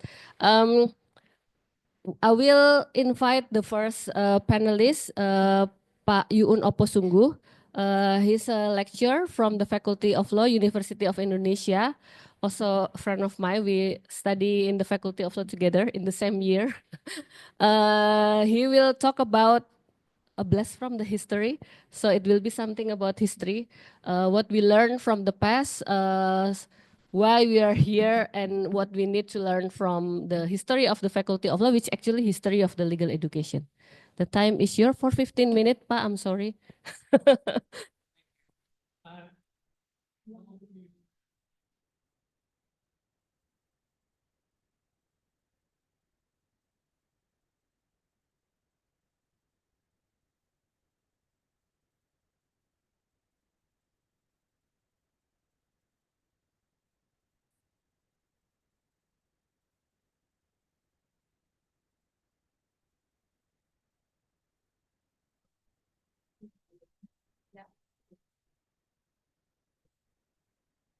Good afternoon. First of all, because we have some professors in the room, I would like to state my academic freedom based on my findings. So I may be a little bit anti-mainstream, but I'm just presenting my research. So I think on September, I presented this as part of Memories of the Nations, an attempt by the University of Indonesia's archive to use Dagboek as a memory of Indonesian civilization. Professor Sulis asked me to present this in iClave. I didn't think to participate in iClave initially, Prof. Then, okay, this is a good thing because some of you are students. But I will be coming from different angle, even though I'm using the same slides. So let me start with a provocative statement or question. Is there any educational institution that gives birth to a nation? With all due respects, even to my second alma mater, Leiden University, it doesn't give birth to the Dutch nation. Only one educational institution, to the best of my knowledge, gave birth to a nation, Recht Hogeschool. Now, let's see, how can the young generation, the first intelligentsia, able to come up with such vision? Now, Indonesia is not a small country. Indonesia is huge. It's from the Atlantic to Azerbaijan, from Pacific to Atlantic, and then from Mongolia to the Pacific. So how come these vast areas of land and water be united under one nation? The answer is simple, because a teenager's wish. A teenager by the name of Hussein Jadi Ningrat asked his older brother, at the time was a region in Serang, would he be able to practice law if he took law in the Netherlands? So the big brother sent a letter to the Governor General, but the answer was never arrived. It was already too late because Jadi Ningrat went to Leiden to study Indology. But apparently, the queen at the time gave an answer: there should be no objection to let an inlanders or indigenous people to practice law simply because he or she was inlander. And fast forward, we have the Recht Hogeschool with initially 24 subjects as recorded in the Stadsblad. It was the second university, education university level in the Dutch East Indies, the first one being ITB, the one that we know as ITB. And the second one, the third one will be the Faculty of Medicine of Universitas Indonesia. Now, earlier, my dear colleague, Pak Hadi, asked what will be the rationale for legal educations. Well, we evolve over time. Initially, it was only to fill in the bureaucracy. Later on, it was to let people practice law. And then later on, after Indonesia independence, you have the requirement to have judges, advocates, prosecutor generals, and then in the 21st century, YouTuber. Now, along in the interval, we also have journalists, great journalists. We also have poets. We also have artists. So it doesn't simply, you need to go to pursue legal practice, law practice. No, but the science of law somehow give you critical thinking. Now, how do we have critical thinking at the time? Well, first of all, it did not start with a humble beginning. The highest person of the executive, the Governor General himself, attended the opening of the Recht Hogeschool. So this is an appreciation. This is how we value legal science at the time. Well, I don't have time to speak about the locations of the Recht Hogeschool because of the limited time, but simply because the government really honored legal science. Then Paul Scholten, the man behind the mastermind behind the Reho School. In Dutch, he says, hij is een school. It is a school. Zal dus moeten voldoen aan een behoefte aan weten. So it must fulfill the need, the thirst of knowledge. It is a college. Therefore, it must teach knowledge. It is a college of law. Therefore, it must somehow engage with law and at the end of the day, with the law itself. Well, you probably have seen this picture so many times. Missing in the picture, two great professors. One, Professor Schepper, who later on taught philosophy of law, and Professor Van Kan, who taught civil law. Van Kan, Schepper, Colowijn, Ter Haar, and Van Asbeck, known as the Pandawa Lima. The 5 professors who initiated or co-founder of the movement, the forward movement, the STU, who somehow teach the young generation about law. Now, we did not really appreciate how old they were. On average, all the professors were 37 years old. At that time, for instance, Diogo Stono, the statue over there, one of the first students, around 21, 22, or 23 years old. It depends on whose version of his age you follow. So approximately they are in the same generations. And then how they treat the students is very honorable. Therefore, if you give the students a forward-thinking professors and you let the professors engage with the students, voila, you have a new nation. Now, there are institutes of legal educations. The progenitor of Reho School will be the Recht School. It's around high schools at the level. It's not a university level. And then after that, we have almost all of the graduates of the Recht School, they went to Leiden, the only university they went. Later on in the 50s, some of them went to Utrecht. And then after that, we have Gadjah Mada. And then after Gadjah Mada, we have Erlangga. But before that, we have Universitas Hasanuddin that used to be an extension of the Faculty of Law of Universitas Indonesia. Now, I haven't heard anyone challenging whether Universitas Indonesia is actually 100 years old.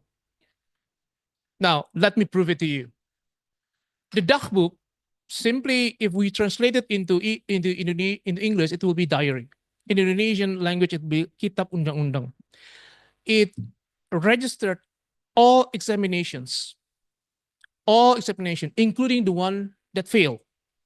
So the Dagboek start with May 1st, 1925, because the school was opened October 1924. And then there are 2 books during the Reho School that was somehow abruptly ended because Japan occupied the archipelago. It stopped on March 3rd, 1942. But the next page will be the one that registered exams from the Nood Universiteit or Emergency Universitas Darurat, the one that was organized by the Dutch government. And then after roundtable conference, so around 1950s, the same Dagboek, the second chapter, the second book, was used to register examinations of Universitas Indonesia students. So this is the hard evidence that we are 100 years old. So on top of the alumni of Reho School who became professors of Universitas Indonesia, or the same curriculum was used in the initial or in the inception of Universitas Indonesia, we have the third proof. And this one is very solid. So we are 100 years old, and the study of higher educations for law starts recorded in this book. So I'll just gonna go briefly about the book. It's stated the names, first, last name, and then initials. And then you see there are columns. Columns give you the idea about whether the students pass or fail. And then we have candidate 1, candidate 2, doctoral 1, doctoral 2. It was initially for 4 years. And then it was being evaluated, and most students, only a handful of them, managed to finish in 4 years. So the government decided to extend, to make an extension. So we have 5 years, and then we have doctoral 3rd. And then if you pass doctoral 3rd, you will have the degree of Mr. in de Rechten. If you continue with writing a thesis, then you will get a promotion. You will become a doctor in law.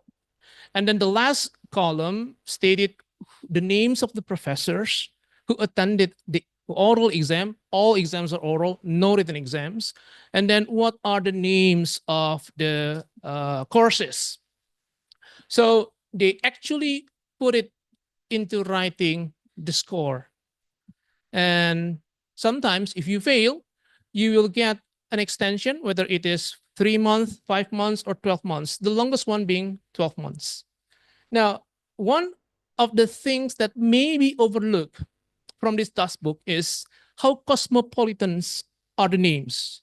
You have Dutch, you have Javanese, you have Bataknese, you have Manadonese, you have Chinese, and you have Japanese names. All study in this Recht School. So initially, they did not think that student needs extension. So later on, they add manually the column for doctoral 3. And then these are the second book of the Dagboek that will be continued by Noord-Universiteit, and then Universiteit van Indonesia, and then Universitas Indonesia. Until 1954, then you have another Kitab Ujian. So these are the manual corrections, how elegant or the handwriting. I don't think the current generation will be able to write as beautiful as they are with a cursive. And then these are the first student who took the exam. He failed, and he got 5 months to retake. And this time he managed to pass.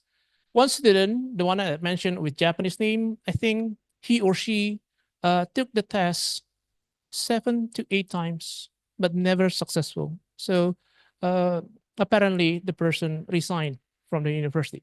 So those are the names of the professor: Van Kan, Koloween, Ter Haar, J.D. Dingras, Rieke, Logeman. And the one between the bracket phrase stating tal, it says that language is optional because they need to learn either Latin, Japanese, or Sundanese, or Malay. It depends on the students' choosing. Well, the first person, okay, this one, the retake of Van Nieuwhuis. The first graduate of Recht School is not Mr. in de Rechten. The first graduate is a doctor in law. He was Herman Kachro, wrote a dissertation by the title of Ruim van Begreep. And the promoter was the voorzitter, the decan, the chairman himself, Mr. Van Kan. And then the first indigenous student was Muhammad Nasif Padangnese, who wrote the dissertation De Val van het Rijk Merida with the promoter, Mr. Van Asmek. He was writing his the doctoral in Leiden, but because of the activism he was involved in, he decided to came back to Batavia because he was under surveillance by the intelligence police. The first person who successful to receive Mr. in de Rechten was Hui Jiangxin, alias Huang Changxin. It depends on how you pronounce the name in Chinese character. But he did not start from the very beginning because he already received a doctor in law from Sorbonne University, and I think doctorandus from Erasmus University in business. So he only needed that to practice law in Batavia. So let me fast forward. So this is the recap. Usually every end of school years, they made the recap where, like a statistic, how many European, how many indigenous, how many Chinese. But in 1932, 1933, we managed to see that it's no longer inlanders. It was inheemsen. Now, what's the difference between these two words? The difference is inlanders means indigenous people of the colonized land, but not inheemsen. Inheemsen is just simply indigenous people. So I skip with the grading. If you want to know more, I'll explain later. But this is where we started and how we end up until today. From the Reho School, we have Faculty of Law of Universitas Indonesia, but previously we have two sister institutions. One is the Note University with its own Faculty of Law, and then Perguruan Tinggi Hukum, established by the alumni of Reho School. And then it can simply be correct if we say that the mother of science, of social sciences in Indonesia is law, not philosophy, law. Because from law school, we have social sciences, administrative sciences, economics, and business. I'll skip this one and emphasize that students, for exactly 4 years after the establishment or the opening of the Reho School, October 28th, 1928, we have the Youth Pledge. And the mastermind behind the pledge was Sugondo Joyo Puspeto, acting as the chairman of the Congress, Muhammad Yamin, acting as the secretary, Amir Sharifuddin, acting as the treasurer, Sudiman Kartohadiprodjo. At that time, he was students in the Faculty of Medicines, but later on he switched and became students of the Reho School and professors of these institutions, and then Lemena. Now, so many of them involved in the important milestones of the Indonesian nations, from drafting the constitution, preparing for the proclamations, and then become top officials, and some of them becomes national heroes. Amir Sharifuddin, the controversial person, has a very close relationship with Skeppers. He was known as the golden boy of Skeppers, along with Ani Abbas Manopo. And then Lim Kun Hyun, a famous journalist at that time, switched over to become students in the Reho School, but he could not finish because apparently he had economic challenges. But he was smart. And then Hazairin, an alumnus, and then later on became the professors of Faculty of Law, University of Indonesia, later on become national hero, also from that generations. If you ever read your history, just before the British soldiers arrived in Java, all over Batavia, we have gravity in English. Never again Indonesia will become the lifeblood of other nations. The man behind this gravity was a student of Reho School, Subadio Sastrosoetomo. And then Sumanang was a journalist, and then he became the co-founder of Antara, the national news agencies. The grandfather of the former ministers, Nadiem Makarim, who was an Arab student also in the Reho School. He was a member of the Arab Party and then later on Socialist Party of Indonesia. Wilopo later on became prime ministers. Ide Anak Agung Gede Agung later on became ministers of foreign affairs. And then the poet Amir Hamzah was also students in the Reho School. The great Yap Thiam Hien, a human rights activist, later generations of students in Reho schools, but he studied law.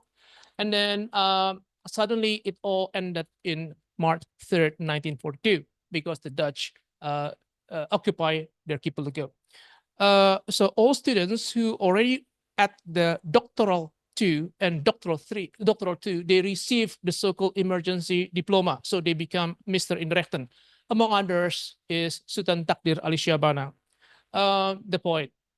I'll skip this one and this one. Now, I've been listening and reading about evaluating or reviewing the 100 years of legal educations, but none, to the best of my knowledge, ever mentioned about the relations between legal educations and educating the nations. Now, that's a problem. Now, what are the key takeaways? Well, basically why they were so monumental because of three takeaways. What is learned? Law. Second, who teaches it? The professors, the lecturers, how they teaches it. And the third one, how to learn it. Do they learn from diktat? Then we have the so-called dictator. Or do you learn from engaging discussions with the professors? Those were the privilege that the first generations of Indonesian students had. And then, speaking about mazhab, school of thought, we have school of thought. Djoko Sutono, he never wrote anything, but according to his students, Djoko Sutono kept on repeating, geoorden denken, geoorden doordenken. This is what a lawyer supposed to do. So because I'm running out of time, I have a YouTube with Professor Topo Santoso, where I explain more about the genesis of Indonesian legal education. Thank you. Thank you, Yuun. Yeah, a very, very interesting topic. We learn about not only that legal education is now justified as this is now 100 years of this natals of legal education, but also we also learned that some of the greatest graduates from legal scholars in Indonesia is the pillar of the nation, and then we think about what are the roles of legal education to educate the nation. So it's very important thought from Yuun. So I'll going to the next speaker, Mbak Nela Sumika. She's a criminal law scholars and lectures from University of Pajajaran University. Mbak Nela, the Okay. time is yours. Thank you, Mbak Tita. Maybe the last slide from the previous presenter is very interesting about how, who, but we in this presentation, I would like to present about lesson learned from the experiential learning, what we did before about Therapy HAM initiative. Okay.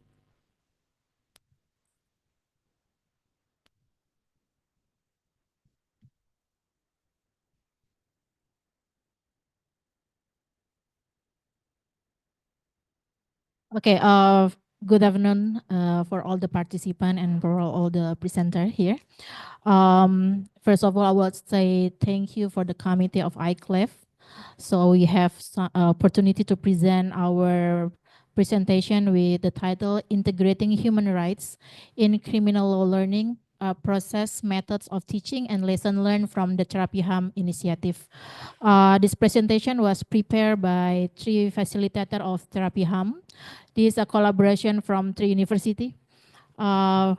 Me, Nela Sumika Putri from Pajajaran University, Bang Rival from Sekolah Tinggi Jentera Hukum and Sekolah Tinggi Hukum Indonesia Jentera, and then Fahrizal Alfandi from Brawijaya University. So it's become, as we know, that criminal law is the most severe measure at the state's disposal. The criminal law is a tool of coercion, which allow the state to punish its own citizens. Human rights are commonly viewed as exerting limits on the coercive reach of the criminal law and criminal justice authorities. Next, okay. At the same time, the criminal law has increasingly been seen as a means for protecting and enforcing human rights claims, particularly in the context of policing and prosecution and also punishment of the violence.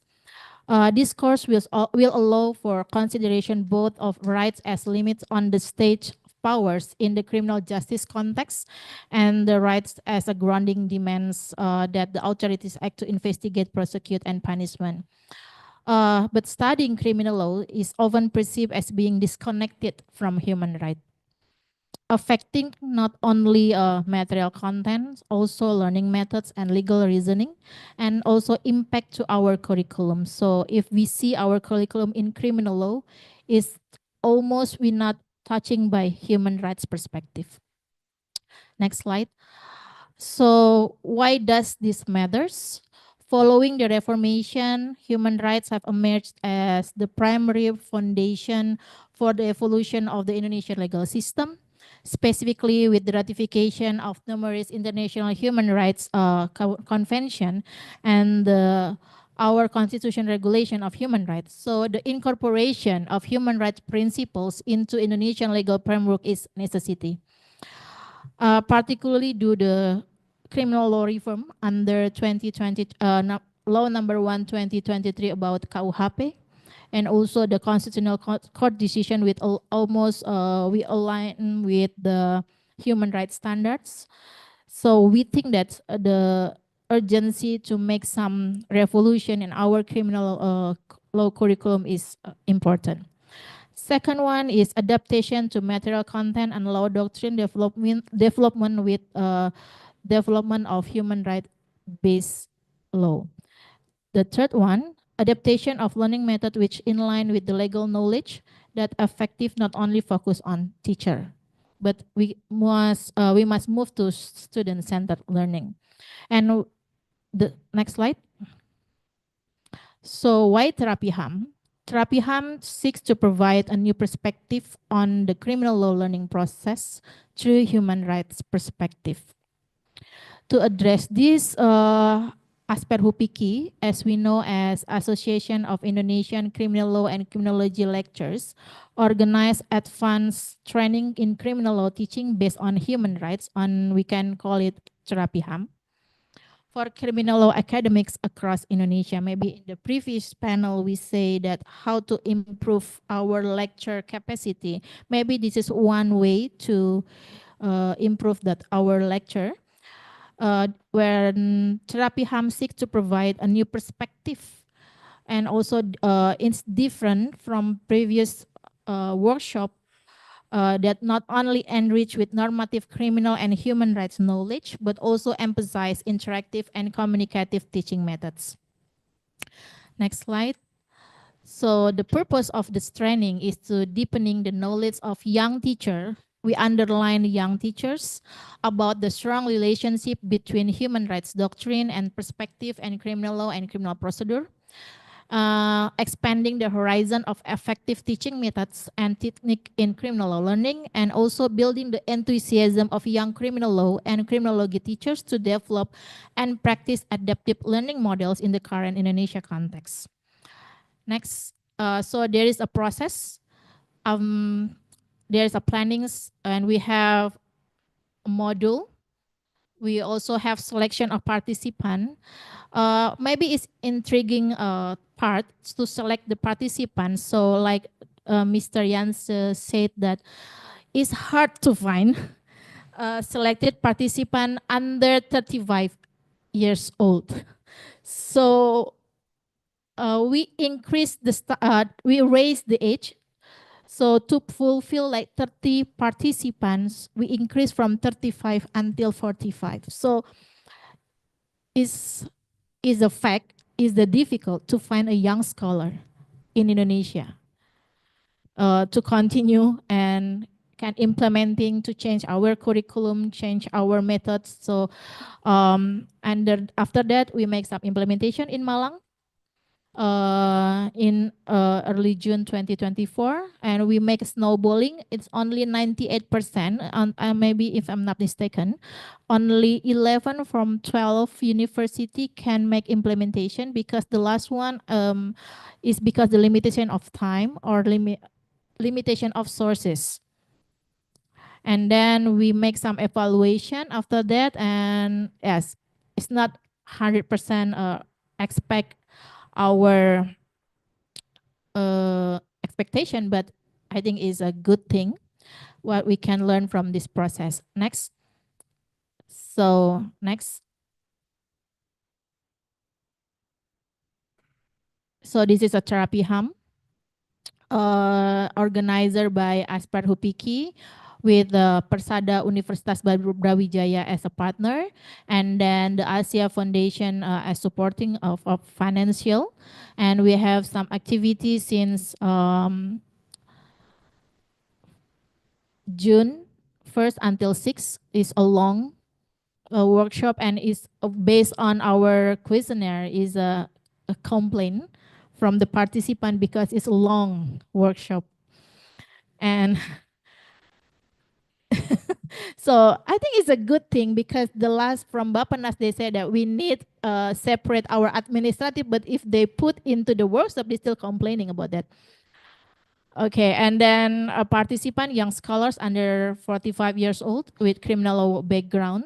And purpose of the therapy hub is enhancing the quality of criminal education by augmenting the competency of criminal law lecturers in human rights-based criminal law through experiential learning methodologies.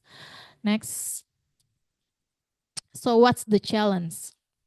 Okay, the challenge is the different perspective of participants about human rights doctrine and practice. This is due to the insufficient educational background or knowledge about human rights. So there's expertise in criminal law, but they lack knowledge of human rights. And then conventional learning tradition in Indonesian law school, especially in criminal law teaching, most of participants still focus on teachers-centered learning, and very rare or almost never apply interactive learning methods. And then patron-centered practice in material development and teaching models. And the last one, limited financial support. Based our experience from the 30 participants, a few participants we've nearly unable to engage in the activity due to delay provision of financial support from the institution. Even we have some commitment before we start the workshop. And then, but next slide, but we have success story behind the challenges. Beside the challenges, we have also a success story. First, the participants were very enthusiastic, especially when it came to learning methods. According to the result of their questionnaire and reflection, gender balance participant. Okay, we cannot say that we have 15-15 men and women, but 29-20 and compared to 9, because in our population in criminal law teacher is dominated by men. So I think we can have 9 women join to this workshop is some success story. And then with based on the result of the training, we can say that human rights and criminal law are indispensable. And as per HUPIKI, as organization plays a significant role as an active and engaging association. So to rebuild our new curriculum, we cannot work alone. We need supporting not only by the government, but also by the association and the institution. So we need, after this workshop, we can building a genuine network among young scholars of criminal law and criminology and changing participant point of view how to teach criminal law from conventional to interconnection with human rights perspective and post-training practice at most participant home-based universities. Next. So there is some documentation from the advanced training in criminal law or therapy HAM.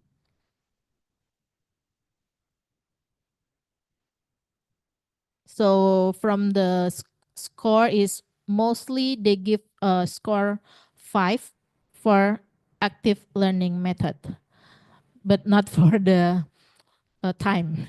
It's too long. There's no time to play. I mean like jalan-jalan, travel around the Malang area. Okay, and next. So what lesson learned? First, criminal law learning requires refreshment in perspective and in the methods of teaching.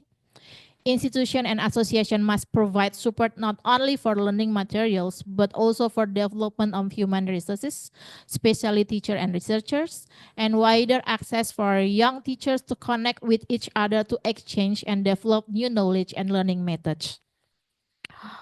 Next. Okay, the outcome is what we should do is we should update on our criminal law materials. We should criminal law curriculum with human rights dimension, and then we need in this institutional support and improving our quality of lecture. So next. Okay, thank you.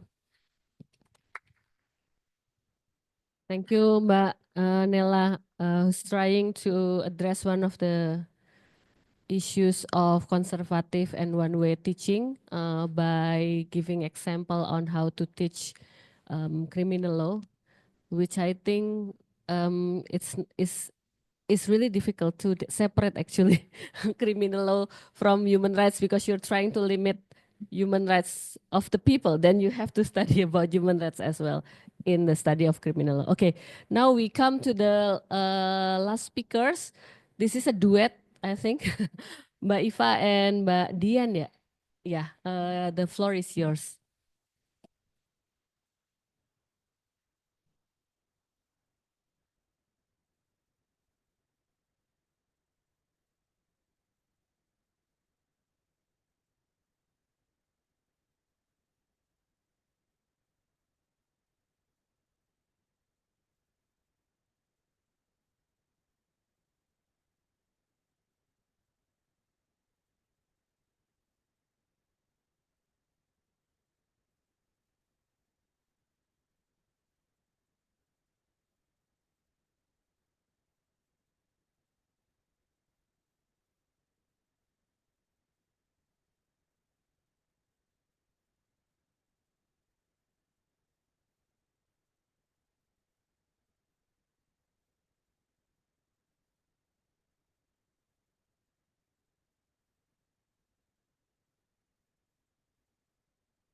Okay, good afternoon, ladies and gentlemen. My name is Iva Karima, and today me and my colleagues, Mrs. Dianutami Masbakar and Mrs. Fitriana, will present our paper with the title, Bridging Theory and Practice Through Merdeka Belajar Kampus Merdeka, Optimizing Experiential Learning in Indonesia's Higher Legal Education. So as we know, we just reached our centennial anniversary for higher legal education in Indonesia. As we know, educating a law student means educating the future jurists. I believe some of your students coming here someday will be the judges, the attorney, lawyer, politician, and anyone who will shape the future of our law supremacy. Even Mr. Yun says our founder, our nation founder is alumnus or law students. Therefore, how to improve the quality of law graduates? In addition to theory in the class, law students also should engage in the practical experience that connect the legal concept to real-world issues. It can be done through the experiential learning, where students can apply their theoretical knowledge in the practical ways.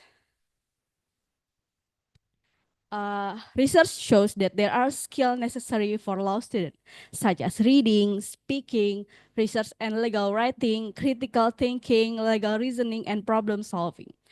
However, not all of these skills can be obtained in a traditional classroom, which only focus on theoretical aspect. So many law graduates today are not ready to practicing law. Legal education system are failed or inadequate to prepare law students to practicing law because some of them never having faced the real experience cases. According to the survey by Hukum Online in Indonesia, there are, so they conduct survey to law firms in Indonesia, and they say that there are several skills necessary for law students, such as analytical thinking skill, intrapersonal skill, resilience and persistence, problem solving skills. And they give testimony that there are still much gap between expectation from law firms and the skill of the law graduates. Therefore, the law firms emphasize the importance of law graduates to have additional time outside the classroom to prepare them to enter the work field. This is also aligned with the government regulation in higher education quality assurance, which basically wants law graduates have particular standard, such as an attitude, skills, and knowledge for university graduates. Now we discuss about the experiential learning. As we know that one of the most effective ways to retain knowledge or information is by doing it or experience it. David Kolb coined the term experiential learning, which means learning through the experience. And there are 4 aspects in experiential learning cycle, but basically it requires involvement from student in an experience, and students need to apply their knowledge in practice. Why experiential learning is important in law school? First, because will be bridging the gap between theory and practice. The student can understand what should they do in the practice. The second are overcome the threat of artificial intelligence in legal education. As you know, currently there are so many tools of AI such as ChatGPT that basically discourage students to do writing or reading, so it makes them lazy. But in experiential learning, students cannot do AI. They must communicate directly to the client, negotiate, for example, and solve the cases without the help from the AI. Next, basically, experiential learning is supporting the achievement of Bloom taxonomy from cognitive, psychomotor, and affective aspect. So there are several examples of experiential learning in law school. First is legal clinic, basically a student giving legal advice to client, but under lecturer supervision or under expert supervision. Next is moot court or moot trial, basically where student role playing or simulating as a judge or lawyer to understand the procedural law. Or internship, where students work in legal institution to see how law in practice. In Faculty of Law University Indonesia, we have several particular courses that having experiential learning in these courses. For example, alternative dispute resolution, where students are role-playing as a negotiator and mediator. And we also have legal clinic, like I mentioned before, focusing, for example, in criminal law, street law, civil law, and so on. We also have procedural law practice courses where students doing a simulation in criminal court, civil court, and so on. And also diplomation practice where students are practicing in international settings such as in United Nations Assembly. And also contract drafting. Besides experiential learning in particular courses, there are also aspects of experiential learning that have been incorporated into the learning methods itself. For example, in some of our courses, we already give assignment for students to annotate or analyze court verdict. By this assignment, they are trying to understand real legal issues. Or we have field trip or observation to legal institution. For example, students visit the women and children prison or doing court observation to see how the law in practice. Last one is case study. So basically they are examine particular legal cases and give their legal opinion about this case. Next, Mbak Dian will present it.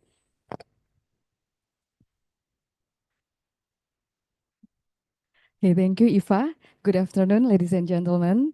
Dear Professor, the Honorable Professor, and the audience. My name is Dian. Please kindly allow me to continue our presentation today. So we are already talking about the introduction and also about the skills for law school graduates and also about the experiential learning. Now we will explain further about Merdeka Belajar Kampus Merdeka, or we can call it MBKM. MBKM is a new policy by Indonesia Ministry of Education and Culture since 2020, which implement actually the experiential learning itself. The main point in this new policy is to make transition from traditional classroom setting to more dynamic outdoor learning environment, fostering better discussion and interaction, and also to emphasize the significance of freedom and flexibility within educational institution to explore and cultivate students' diverse abilities and potential effectively. Several types of programs recognized in MBKM, such as student exchange, internship, teaching assistance, research, humanity project, entrepreneurship, independent study or project, village development, or thematic real work program, KKN thematic, and also state defense. Among these programs, which are most relevant to experiential learning in law school, are and are not limited to first, internship program where student can carry out an internship at law firm office. And then the second is research program where student can conduct research as an independent researcher or even in a team with the lecturer. And also the humanity project like the community services in order that the student can see the grassroots problems in society. However, nowadays there is also another concrete example of experiential learning, like the student involvement in judicial review. Despite the case is quite debatable, like the case of students from Universitas Surakarta who challenged the minimum age of presidential and vice presidential candidates in election law, but we believe that actually by this kind of model, they can learn something. They can learn something that's very useful for them because they know their rights and the law itself. But in this case, we will emphasize that if it want to be recognized in the curriculum or even in MBKM, it must be under proper supervision of from the lecturer and also the firm system of the MBKM itself to implement in every institutions. Ladies and gentlemen, now we see that MBKM in law schools in Indonesia is also have some challenges and opportunities. We note that there are several opportunities or benefit from MBKM programs. First is about the independent learning. So this is the main point of Merdeka Belajar from the ministry point of view, that they said that students can independently choose where they learn, not only in the classroom, but also outside the classroom. And also by that, then they will have practical experiences because the programs offer the opportunity to engage in practice-based learning. Also, this kind of program should be as a complementary, that is complementary to learning a set of required competencies, such as the cognitive and also the general skills and also the specific skills. And also the other thing is about the recognize, because of some of these programs is actually not a new one in MBKM. It is already happened since years ago. However, it's already recognized in curriculum and it could be have a substitution in credit in our study. And also the last one is sharpen sensitivity to legal issue in community. However, there are some problem also, or maybe the challenges, like actually there's some bigger point of view from the ministry state that actually the many problems found by to be experienced by university, including curriculum adjustment, doubt about the sustainability of the program, the limited number of students participating, and the policy of university leaders that have not been supported, limited partners in certain region, and lack of university initiative in implementing the MBKM program. However, in some of our interview with the student and the staff, said that actually we can see some problem in administrative things or technical things which impact to the MBKM program itself, such like time consuming, and it will disturb the focus from the students, and also the issue of inadequate supervision from the lecturer. But in this point, we see it in the bigger picture. Begin with the question: do lecturers have clear standard for supervision? Is it fully supported and integrated into the teaching and learning plan so that they can supervise properly and appropriately? And then also about the academic credit substitution challenge, like issue regarding the credit conversion also. Credit conversions issue, including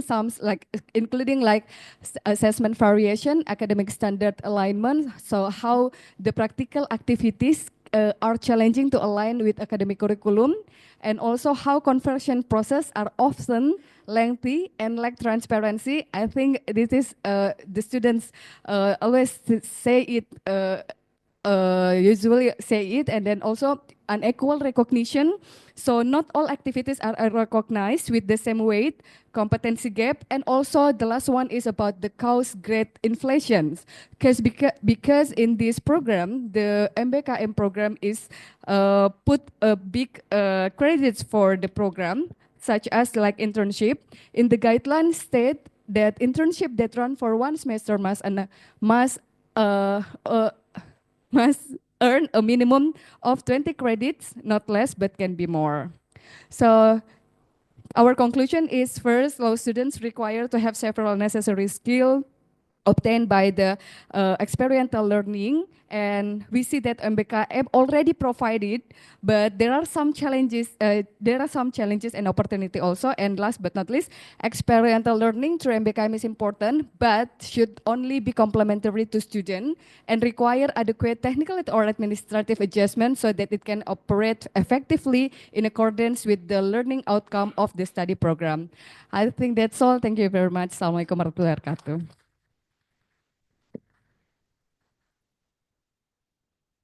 Thank you, Mbak Dian dan Mbak Iva, who's address the benefit of experiential learning through MBKM, but also the challenges, including how to do a supervision to make a quality learning, and also on how to convert the credits into the system. So now we come to the question and answer. Mbak Dia told me that we still have until at least 5. So we have about a half hour to do a question and answer. So I will perhaps do one round of question for 3 questions. Please be concise and also address your question to a specific panelist. First question, and then second, Mas Hadi. Is there any third, Ibu Yohana? Please give a mic to the speakers on the back. Yeah, thank you.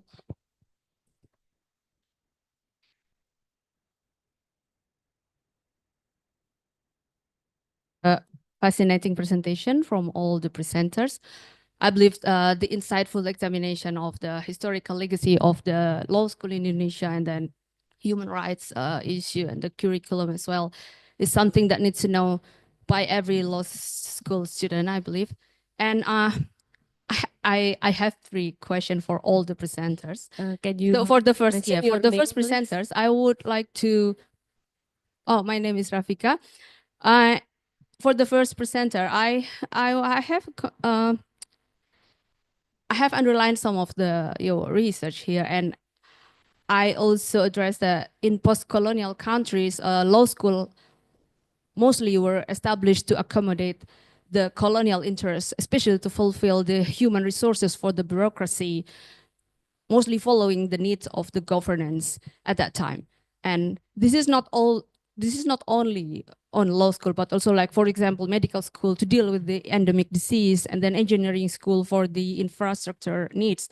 And what I'm going to also note is that most of them also come from the aristocrats, or quite a few of low middle class, maybe as a result of the access to education in the post-ethical policy. So I believe it's logic to see that the existence of law school is to serve those in power.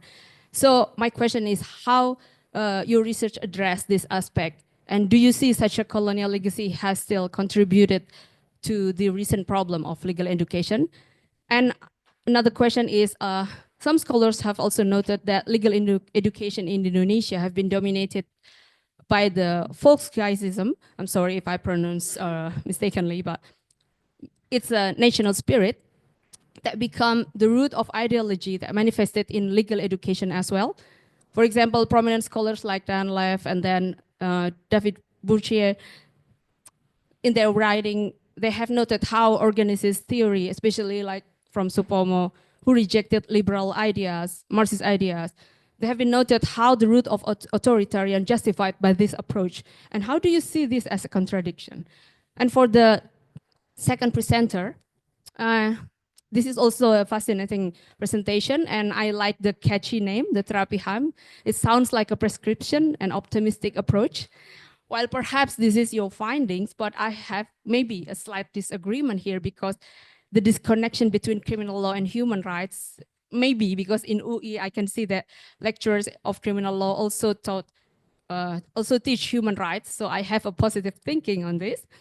And perhaps my query is, what I can see is that human rights has been widely accepted as a global norm.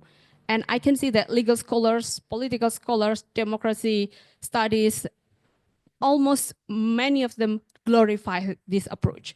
But there are limitations that I believe not only in practice, but also the logic of the approach as well. And at least from our discussion last week, Professor Johan van der Leyen, we also discussed this, how we find this beautiful human rights approach to some extent, while necessary, have distracted somehow the essential problems. For example, like when we're looking for the question, who are behind such a non-human rights policy? How their interests can be in line with the approach you propose. So do you ever introduce the limits and the boundaries of human rights as an approach with this optimistic program? And for the last question for the third presenter is, this is really important research, and what I can see is that curriculum in many other disciplines, not only in law school, often it has followed what in mind of those in the leadership of the ministry. So whatever the name of the ministry or minister. So how do you see the role of academic in negotiating the changing curriculum from time to time for the continuity of the ideal legal education? Thank you. Thank you, Mbak Rafika. Very interesting and intriguing questions to all speakers. Now I have the second one, Mas Hadi in the front. Thank you, Mbak Iva. Thank you very much. Terima kasih. I only have one questions to Pak Yuun. I would like to rephrase my first questions in the first panel. So in your opinion, based on your research, and you also see how the development of the host school, Recht School until now become the Faculty of Law, Universitas Indonesia. So what is the what is your opinion about what is the should be the objective of higher legal educations in Indonesia, looking at the development and looking at the needs of I should use the term lawyers that in Indonesia. Especially I quote a statement made during the morning panels that one of the, it's from Harkristuti Harkrisnowo, which that she said during her presentations that law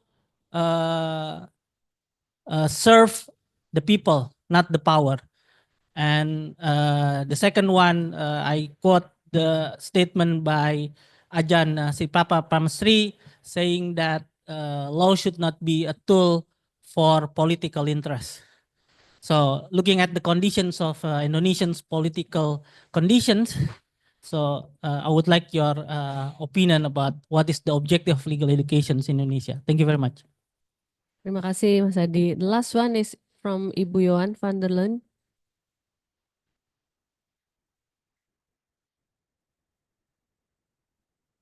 Thank you very much for the excellent presentations, all of you. There are already many questions about the historical part, so maybe I'll go to the persons presenting about experiential learning. In the Netherlands, we have some law schools that completely change to problem-based learning, where students take all the initiatives for their own learning, and others which apply a variety of learning and teaching methods. Do you have any idea about whether, if you're not completely changing to the other philosophy, is it possible for students to embark on a new way of learning, or is that more difficult? And I was also triggered by your sort of sentence in between, like maybe this is an answer to the teaching load problems, or the I have questions about that. Isn't it much more intensive also to develop this kind of learning rather than the more classical ways of teaching law? Thank you. Terima kasih, Ibu Yohana. So I give the panelists maybe starting from Pak Yuun. You have more questions than other panelists. Okay, my answer will be controversial. Well, suppose law study supposedly for the elite. Why? First of all, in the Netherlands, for instance, in the long time ago, only graduates of gymnasium will continue to study law. Gymnasium is like like a high school, but they studied Latin and classical Greek. The first students of Reho school, they're multi-linguist. So the most pessimistic counting of their languages will be their mother tongue, Japanese, Sundanese, Bataknese, and then Malay. And then because they have educations from the elementary school in Dutch, and during those years, school years, they study German or French. So at least they understand 5 languages and active in 3. Now, we don't really teach about the relations between language and legal science in Indonesia.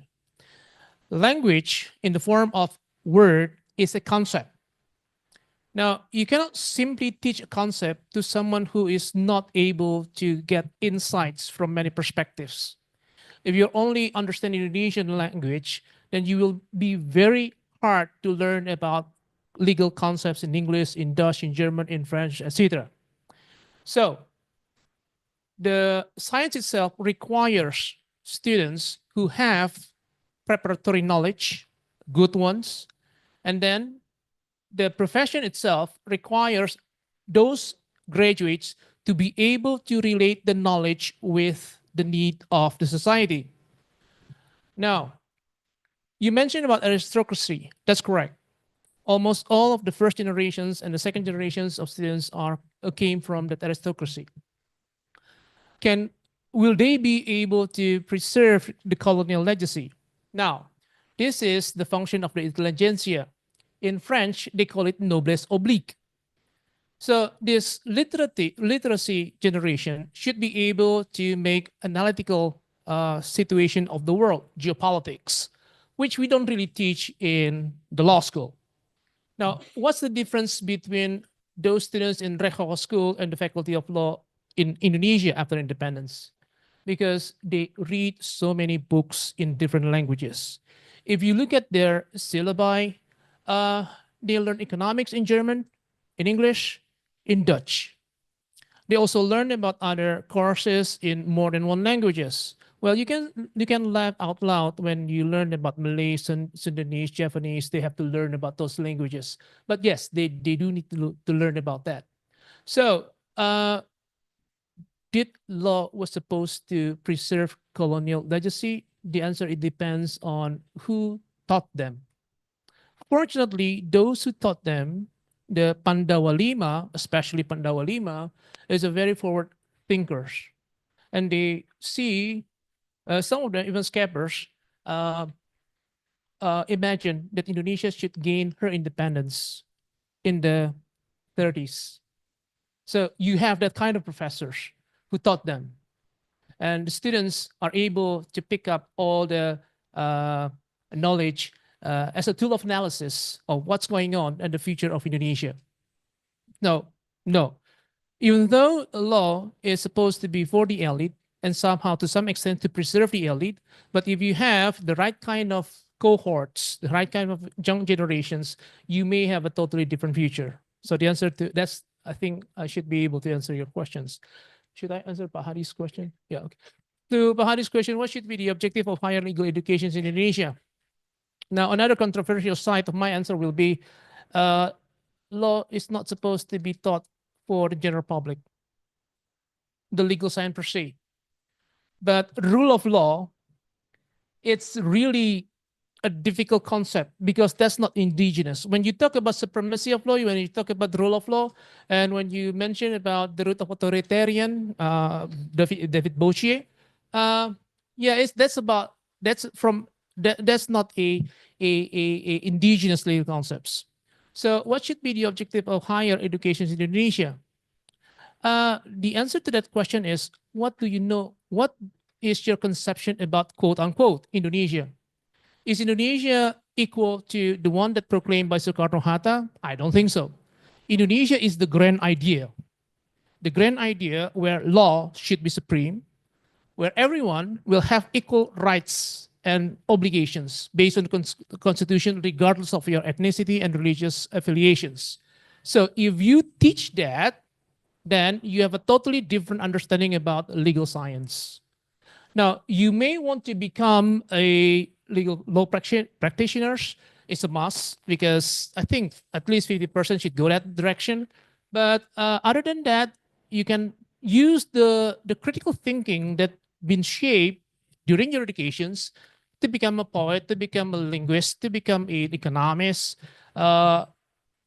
provided that you understand the calculations, the math, and a political science. It's so easy. If you learn law the right way, taught by the right professors, then you will become anything you would like to be based on your talent. So it should be an open door for many opportunities in the future. That will be my answer. Thank you, Pak Yuun. The next one, Mbak Mila. Okay, thank you. Nela. Mbak Tita. Okay, for Mbak Rafika, I think maybe it's different in Java and outside Java. Maybe we have a good example that we can make some interaction between criminal law and human rights. But based on our experience from this training, it's showing that we don't have same standard of curriculum. Every university have different goals, and sometimes and for your information, for human rights, I think not every university have teach human rights. And as we know in the when we teaching criminal law is pattern-centered practice. Sometimes we just follow the previous professor and we don't want to change. And it's more difficult after we legalize KUHP baru because the content is more, but we don't have enough time to present, to teach. And as I continue with the Joan question, I think we have a limitation of time, more students, limited lecture, and we don't have enough time to explore our upgrading the lecture also, because most of the lecture, sometimes we double job, not only lecturing, but also we have other job as structural. Sometimes it's time consuming. We don't have time to like develop our even, because I have a workshop before from A to J to how to teach in interactive learning method, but it's also depend on the lecture itself, how we can maintain. It's difficult to maintain every week, to make some interactive learning method. Sometimes we are boring or something, and we're going to make a conventional because we must compete with other job. And then I think the other way we can use is technology. Sometimes technology helpful. I think we can using like in Google Classroom, they have any application. So Blackboard or whiteboard, we can use it as a game, but not every lecture have an opportunity or have any access to a good internet or technology. I think that's a challenge. So I think to make it change is not need more comprehensive way.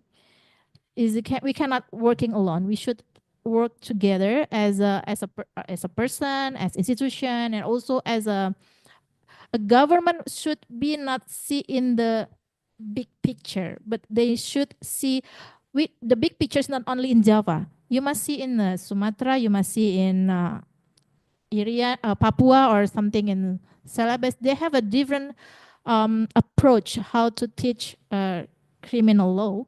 So maybe we should evaluate after this, maybe after the training. I think we need more evaluate for the 30 participants after 1 year, what they did. Are they still doing that, or just like knowledge for themselves, or they make a snowballing to others lecture in their home-based university, I think. Silakan, Mbak. Okay, thank you.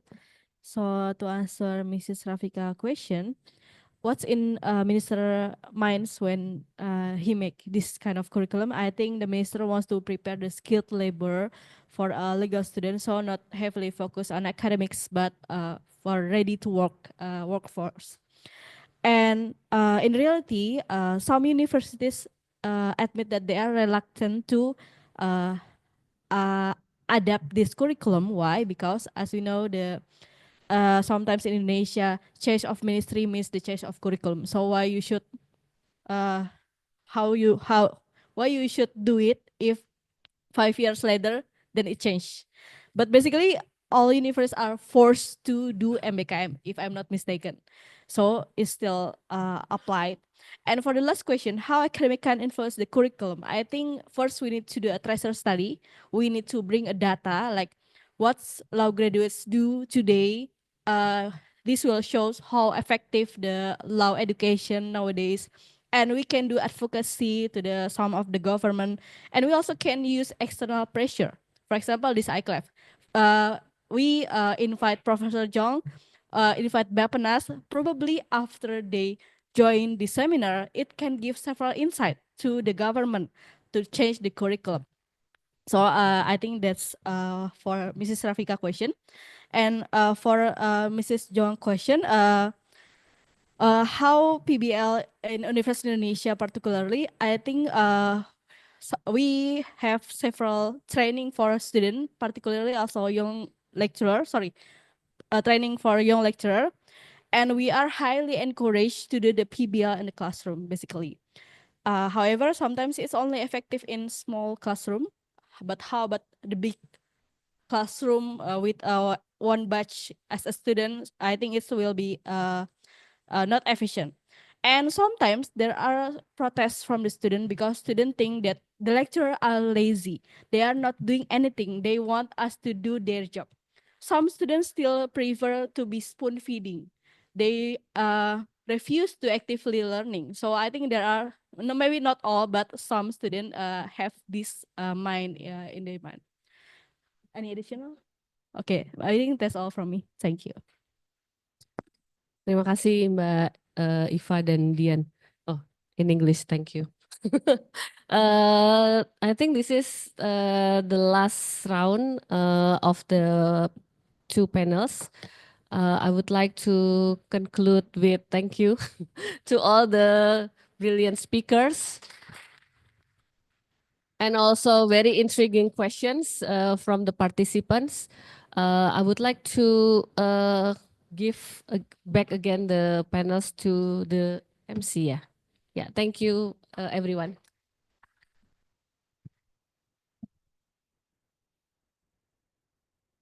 Okay. Okay.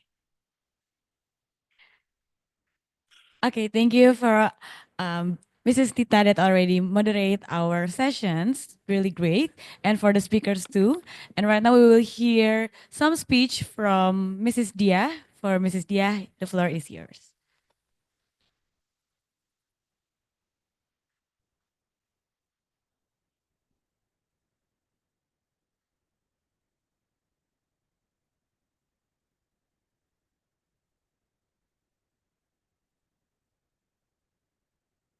On behalf of the Department of Law and Law Society and Development, I would like to convey our gratitude to all speakers and also audiences that are present this afternoon.